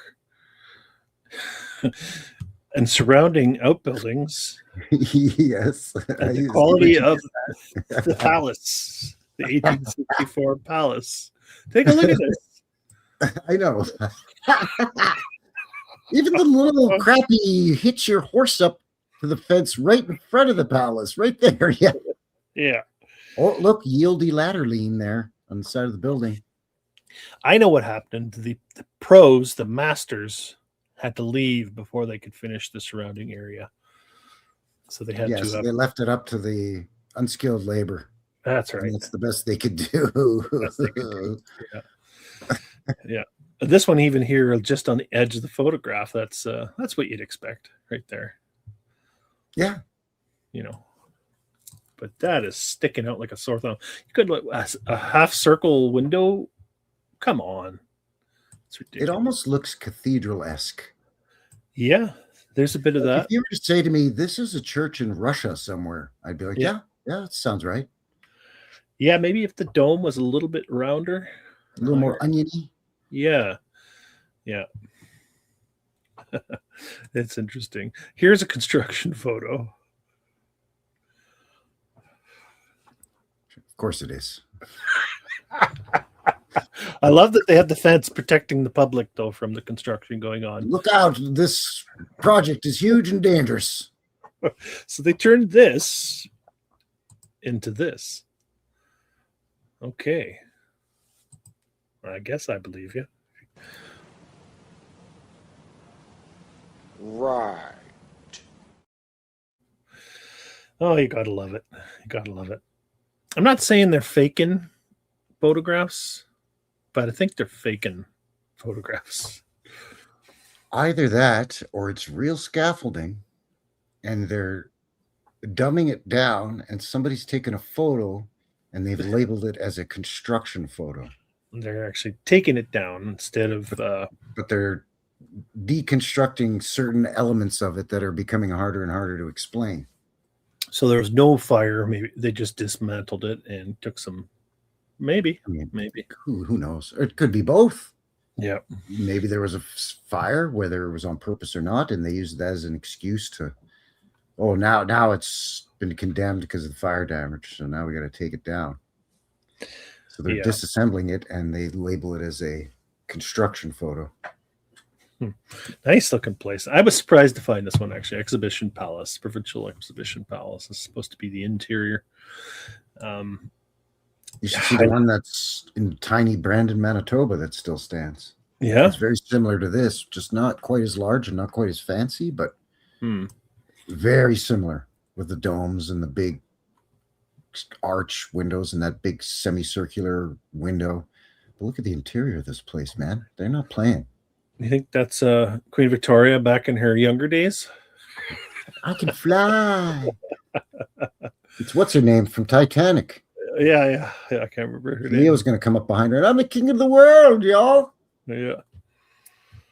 Yep. 5,000 people living there at the time, let's just guess. And they managed to muster this thing up among the other things that were also being built. And not only that they've got to come up with the dollar bills to be able to host the Dominion exhibition in their city. Yeah. It's not like the federal government just came along and said, hey, you want to host this thing? And they were like, oh, for sure, bud. And they're like, all right, we'll flip the bill too. No, it doesn't work that way. Yeah. Built before Confederation. 1864.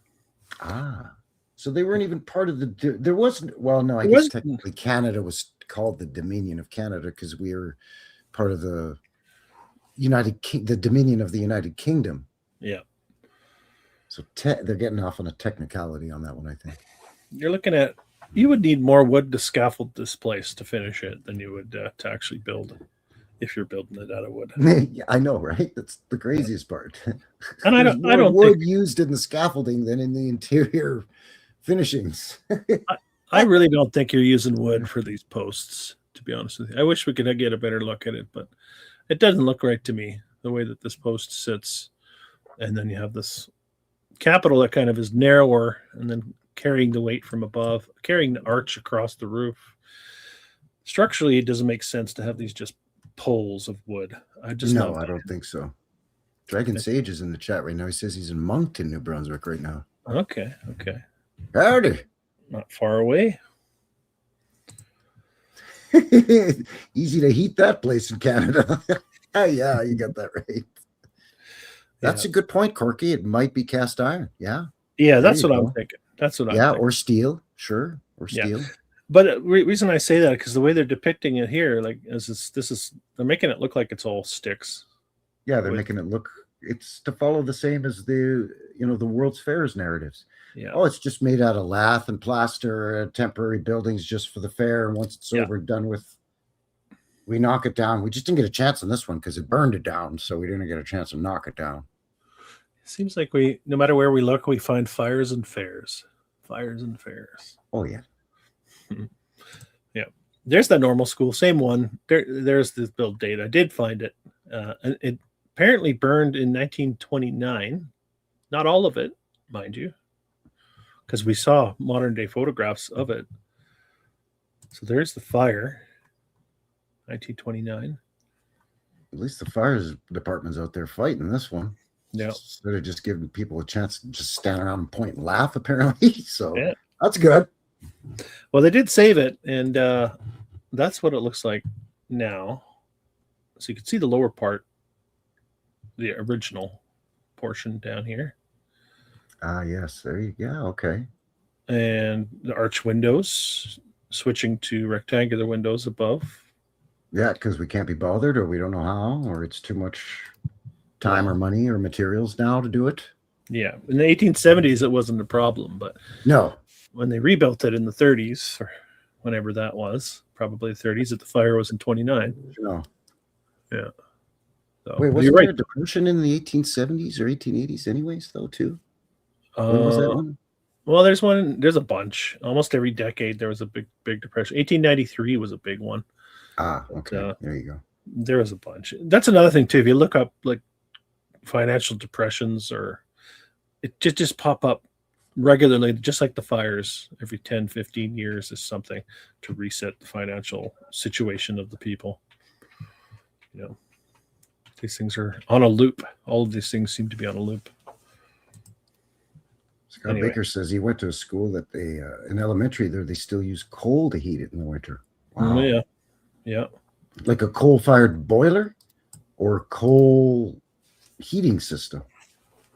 Yeah. Either way, that's a huge expense. Plus, you got to get the coal delivered. It's not like the principal's just going to go to the coal store and throw it in the trunk of his car and take it to the school. Yeah. Shovel it into the basement. Yeah, lots of kids here though. The old normal school, 1876. All right. It's probably every kid in town just there for the photo. Yeah. Here's that front area with the fountain again, right? A Phoenix Square, I believe. Phoenix Square, yeah. See, it's a beautiful public gathering area. So they have an open market at this square. See, that's the idea, man. That's cool. I wish we still did this today. Yeah, that's the preferred mode of transportation at the time. And you're getting a sense of the structures. Of course, you never really see these bricks half built. You never see any photographs. It's always some sort of stick frame if you get a construction photo, but you don't really get the problem with this. And the reason why a lot of people got into this area of research is because the construction photos are insufficient for a lot of the buildings that we see. You know, something to keep in mind. Yeah. I know what you're saying. Yeah. There it is again. There's a nice look at that square. Looking quite empty. The fountain is encroaching into the street a bit, so the street looks like it was put in after the fountain. The fountain was there before the street was. Yeah, that's interesting. That kind of butts out. I mean, you wouldn't build like that, would you? Come on, it's coming across the sidewalk. On the other side of that intersection is that nice big promenade sidewalk. Yeah, and you've got like a walkway, and it looks like a ditch here. Yeah. Like a ditch underneath that. Well, yeah, what the heck is going on? What in the Sam Steele's happening here with this thing? Like a little bridge to get up to the fountain. It's interesting. I do see that though, Corky. Yeah, the trees are smaller in this photo. Yeah. So this is early. This is an early photograph. Do I have a date on it? I don't. But it's obviously an earlier photograph. And trees, you know, with our long winters, they stay dormant. It takes a long time for trees to grow really, really big in the colder parts of Canada. You know, southern Ontario or in, you know, central and southern BC or along the west coast of BC, you're pretty good. Yeah. But when you get where there's a lot of snow and it gets really cold, like the Atlantic coast or out here in the prairies, I mean, it takes a tree a good couple of 100 years to get big enough around where, you know, it takes three or four people to join hands to encircle the tree, kind of a thing. Mm-hmm. Yeah, this is an interesting one too. Even the dirt, the way it's sort of just feeling like new or like hasn't quite been dusted off yet. This area, that's what it feels like to me. I don't know. Tina's wondering if maybe there used to be a canal there. Yeah, I don't know.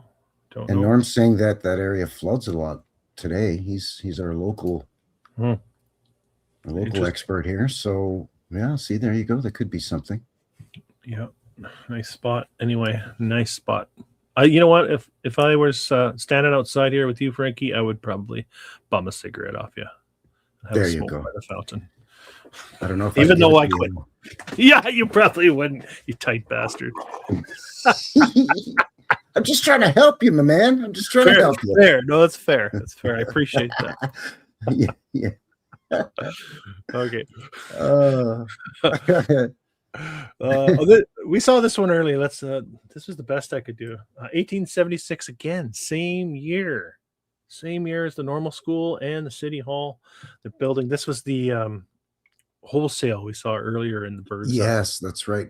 Look at how fancy the roof is on that, with all the doohickeys popping out of it and the tower on the corner, and right. Holy moly!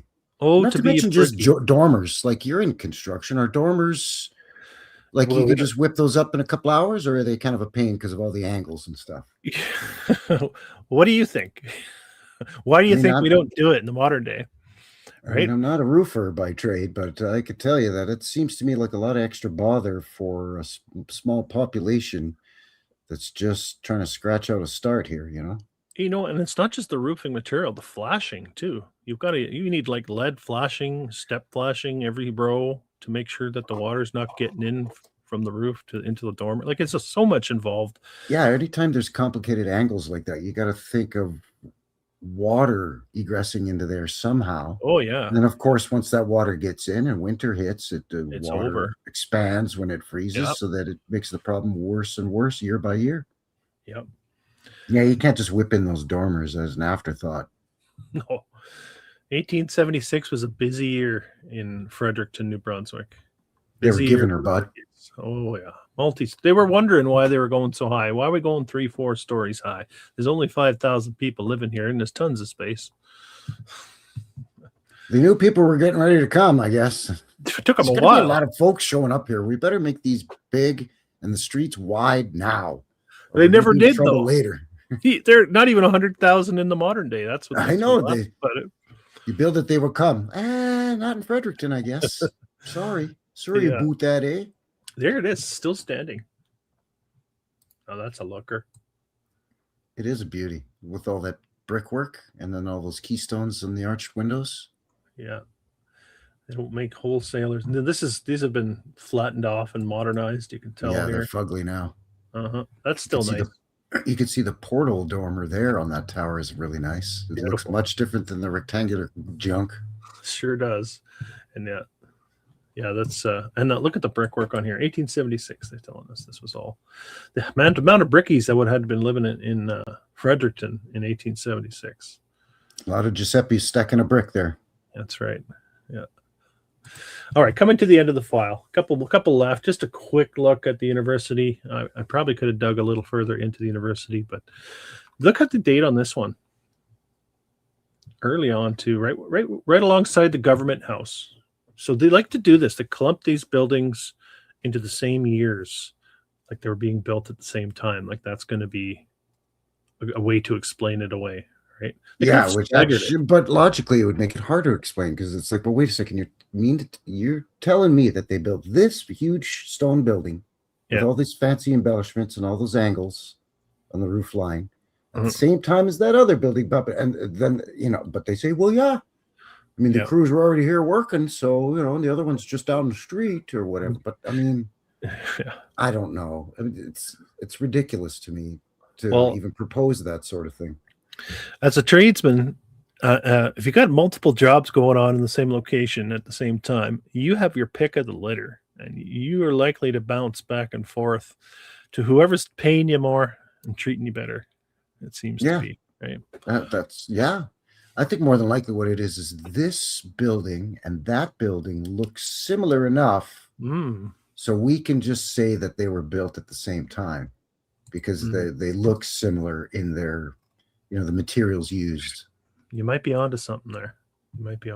So we'll lump all of these together because they're stone. We'll lump all the brick ones together because they're brick. And it's two different building times. Separated by 80 or 100 years or whatever. Yeah. So this one's 200 years old, according to our narrative. Interesting looking dome structure on that. Excuse me. There's the whole building in the modern day. Unique, actually, a little bit. This one. Yeah, it's the roof line on it with that sort of domed.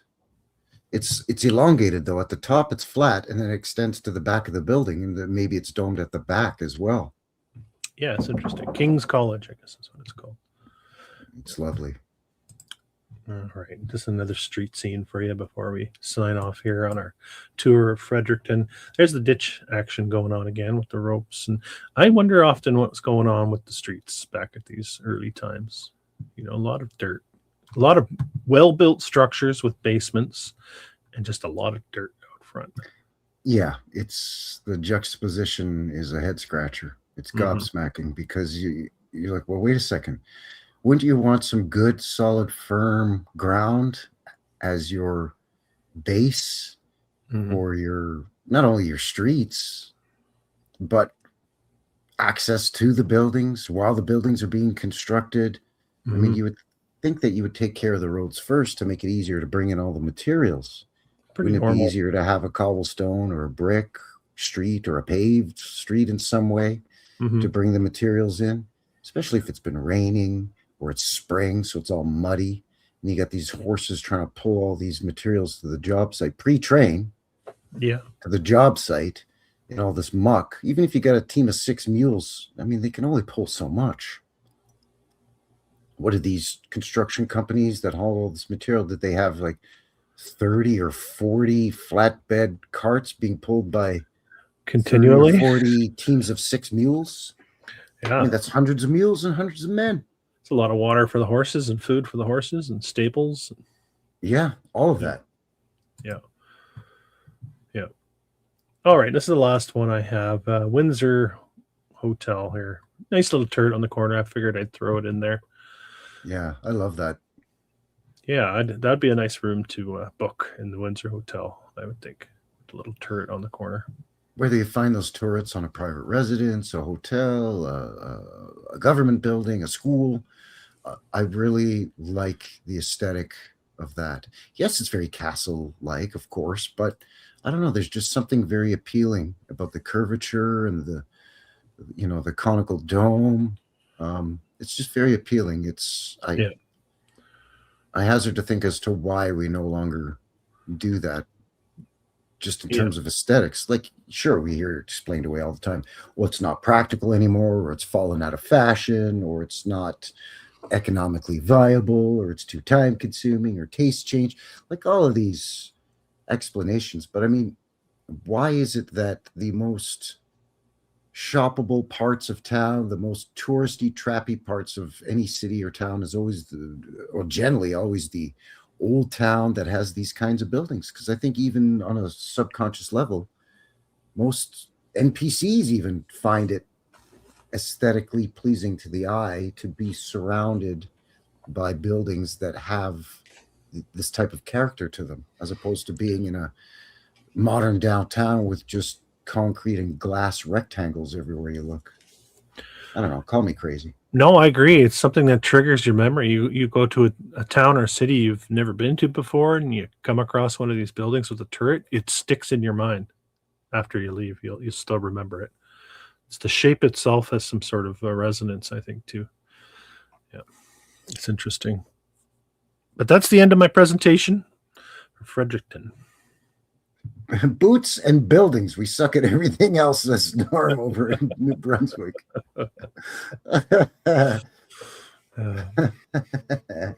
Corky says the dudes have Tommy guns. Can you zoom in on some of those dudes? Do they really have Tommy guns? Hard to say. Yeah, it almost looks like that dude and that dude might. Those two dudes there. Yeah, maybe that third guy. Right. It is the era. They definitely look like they're up to no good. Anyway. Just loitering around in front of the hotel there. Well, they're making sure they don't demolish the old Windsor. That's what it is. They're protecting the old Windsor. You've got to protect their turf, the old Windsor Hotel. That was fantastic. Yeah, interesting stuff, eh? Yeah. It's, you know what? I know we sound like broken records because I think we say it after almost every show. It's like, it's pretty surprising what you found there. And I wasn't expecting to see that much. Not to dismiss or make fun of Fredericton. It's beautiful there. It's absolutely beautiful. You're talking to a couple of Canadians, so we're of course going to be pumping out the, rah rah sis boom ba Canada.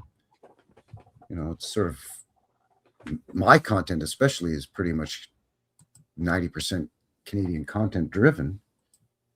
Yeah, but that's the purpose of our show, is to sort of get together and try to highlight that this is also in Canadian locations, right? Yeah, absolutely. That's again, I'm pretty surprised at what you found there. I was expecting, they might find, 24 or maybe 30, but there was quite a few exquisite built, and the ones that were exquisite were really exquisite. Yeah, like very high top level shelf stuff. Like a lot of them were 9 out of 10.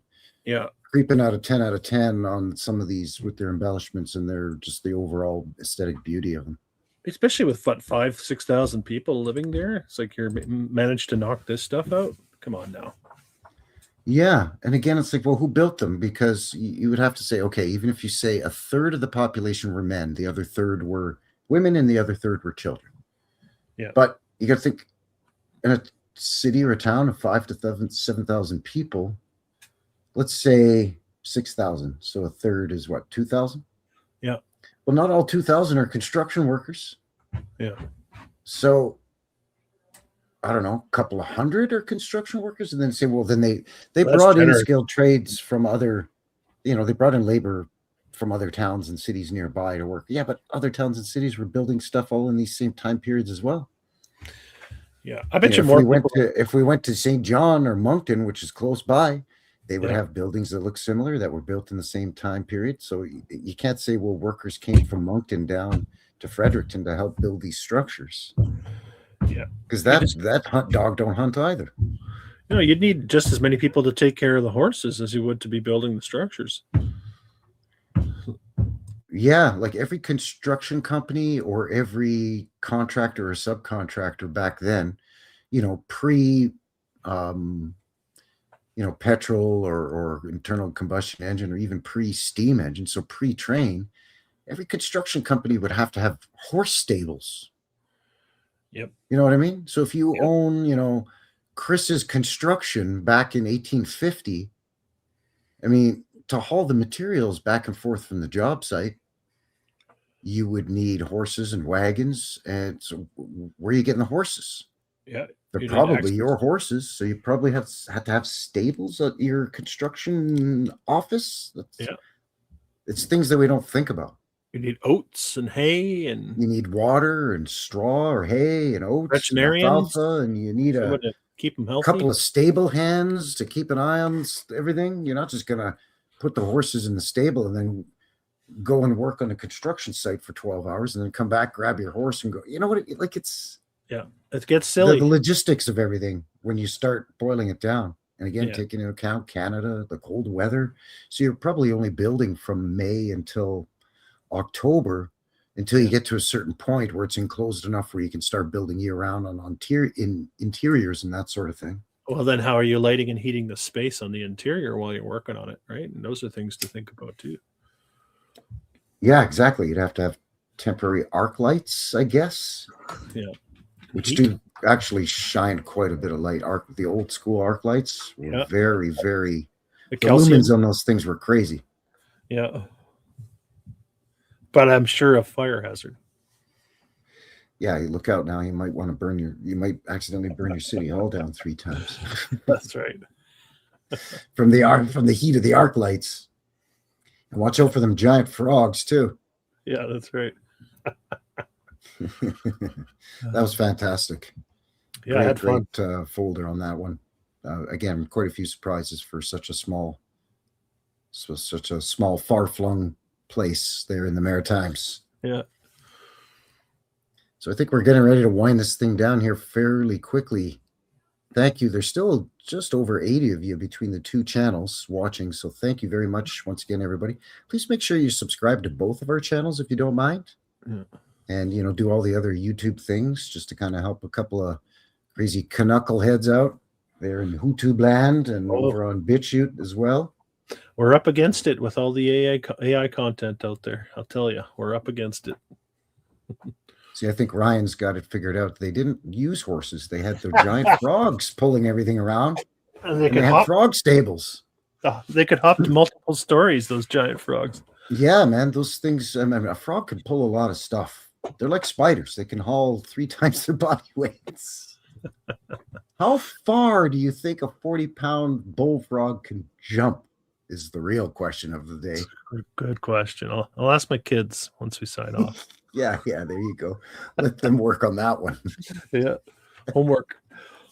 So thank you, everybody. If you have any recommendations for an upcoming topic for the Canuckleheads, a place that you'd like us to visit in Canada that we haven't done yet, if you check on both of our channels, we do have Canuckleheads playlists, so you can see where we've already visited. Or if you have a sort of Canadiana topic, because we've covered that as well, where we've covered railroad hotels in Canada. Yep. So we've kind of gone coast to coast with that topic. So anything like that, let us know. Leave us a comment or shoot either one of us an email.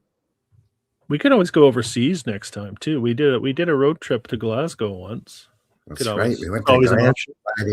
Aye. Certainly went to Glasgow. If it's no Scottish, it's crap!